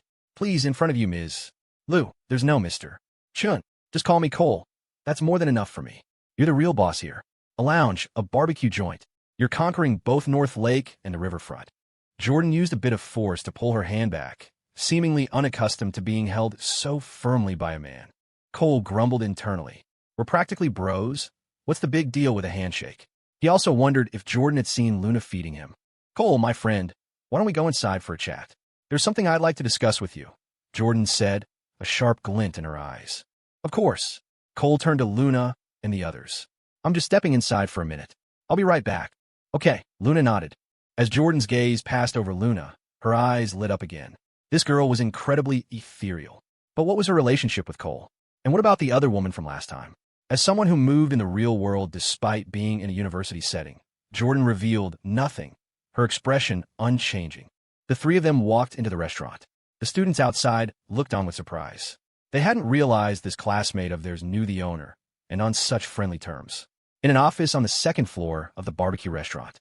Cole, my friend, I've been looking at Headline today. You're seriously impressive. To build something so big, so quietly. Jordan gave him a thumbs up, her eyes full of genuine admiration. Headline today was a huge influence among students, with kids from every university flocking to it. At first, she hadn't paid it much mind, thinking it was a flash in the pan. But now she understood. Her businesses, the lounge bar, the outdoor barbecue, catered primarily to students. The general public was only a small fraction of her clientele. If she could get featured on Headline today, the promotional effect would be massive. The barbecue joint could even become a go-to spot for club activities. You're flattering me, Ms. Lou. I'm just messing around with a small project. Compared to you, I'm nothing, Cole said modestly, while thinking, are you going to ask about advertising? Say it. Say it. I even want to check out The Tea Alchemist. Headline today has brought them a ton of customers. The future potential is incredible, Jordan said with a smile. Cole gave her a mental thumbs up. As expected of a business owner. She's sharp. It's too early to talk about the future. I'm just trying to build a solid platform that provides a convenient source of entertainment for the million-plus students in the area. The Tea Alchemist's main customers are students, so they just hopped on for the ride. At that moment, a waiter brought in tea. Cole, my friend, if I were to put my lounge on Headline today, do you think it could have the same effect as The Tea Alchemist? Jordan asked, pouring the tea herself. I can tell you this, Cole said with a confident smile. The effect will be 10 times better than The Tea Alchemist's. Jordan was immediately intrigued. How so? Milk tea is a low-cost item that relies on high volume from regular students. A lounge has higher prices and limited seating. Once word gets out, people will probably have to wait in line for a table. As far as I know, there are plenty of wealthy students at every university, and not all of them like noisy nightclubs. With a little bit of marketing, we could easily divert their attention from the clubs to your lounge. Explain in detail, Jordan said, leaning forward, her legs spread in a power stance, holding her teacup with intense focus. Her lounges were stuck in mediocrity, not making money, and, more importantly, causing her to lose face with friends and family. Headline today's advantage is its personalized experience and proactive recommendations. We can push your lounge to every user's homepage. Hundreds of thousands of registered users. Just think about that kind of promotional power, Ms. Lou. We can even embed your lounge into the most popular serialized novels, so that every reader will never forget your lounge, or this barbecue joint. In a novel? You can do that. Jordan didn't quite understand. Yes, you can check out a novel on Headline today called Cat Loves Dog. It's huge, with hundreds of thousands of student followers. You'll understand once you see it, Cole said, inflating the number slightly. It was actually just over 200,000, but that was still an astonishing figure. Once something becomes a trend, even students who weren't initially interested will jump on the bandwagon just to avoid feeling out of the loop. If the girl you like is talking about the book, congratulations, you have an in. People who follow the same series easily become best friends, or a guy's best girlfriend. Jordan seemed to grasp the concept, though it was new to her. The advertising she knew was on TV or billboards. She'd never considered advertising on a web portal. Her lounges were too small to justify such a wide net. But with Headline today, a platform specifically targeting students, it was a different story. They chatted a bit more. Cole, my friend, I'm going to look into this tonight. I'll give you an answer tomorrow, and we can discuss the details then. Sound good? Cole didn't drag it out. He picked up his teacup and drained it in one go. This is good tea. The cool, quiet girl, Lynn, remained silent as always, occasionally glancing at Cole with curiosity. After saying his goodbyes, Cole returned to the barbecue. He took the grilled leeks Luna handed him and began to eat with gusto. He wasn't sure if this stuff actually worked, but he might as well eat it now, stockpile ammunition for the future. The gazes of the surrounding students had become more complex. In their world, even being associated with a wealthy person was a small achievement. Seeing Cole's calm and composed demeanor, they felt a sense of awe and respect for his inscrutable depth. Isabel's glances toward Cole became even more frequent. Why didn't I make a move back then? She thought, "You should have made a move." Then she looked at the demure Luna next to him and felt a pang of inferiority. Women know women. One look at Luna's figure, and Isabel knew she was packing some serious heat, something she could never compete with. On top of that, her facial features were so perfect it was unbelievable. Not a single mole, not even a freckle. It was seriously demoralizing. Her subtle changes in expression didn't escape the notice of Ethan Zung beside her. His heart was sour, as if he'd chugged a gallon of vinegar. Even though he hadn't won her over yet, and nothing had happened, he felt like he'd already been cheated on. Ethan couldn't figure it out. He was more handsome than that guy, or at least it was a tie, and he had better prospects. So why was this guy such a magnet for beautiful girls? Even a smart, ambitious girl like Isabel was interested. Why the hell was that? But Ethan could only bottle it up. The guy hadn't actually done anything. If he made a scene, he'd look like a complete jerk. The barbecue party broke up, a great time had by all, except for two people. Javier had gotten a girl's number and was acting like a fool in love. Preston had collected a dozen contacts from both guys and girls. He acted nonchalant, but he was ecstatic inside. At this point, the thrill of being admired was more addictive to him than chasing girls. "Are you two heading back to the dorm?" Brianna asked Cole, pointedly ignoring Luna. "You guys go ahead. Luna is going to help me scout the market around here." The excuse made Brianna roll her eyes. Scout the market, or scout out a hotel. But she didn't dare say anything. She was still on Mr. Chen's payroll. All right, we're heading back. As for Cole's three roommates, they were all lost in their own happy worlds and couldn't care less where he was going. From a second-floor window of the barbecue restaurant, Jordan Liu stealthily sent a text to Alex. "Alex, I saw your best friend's brother today.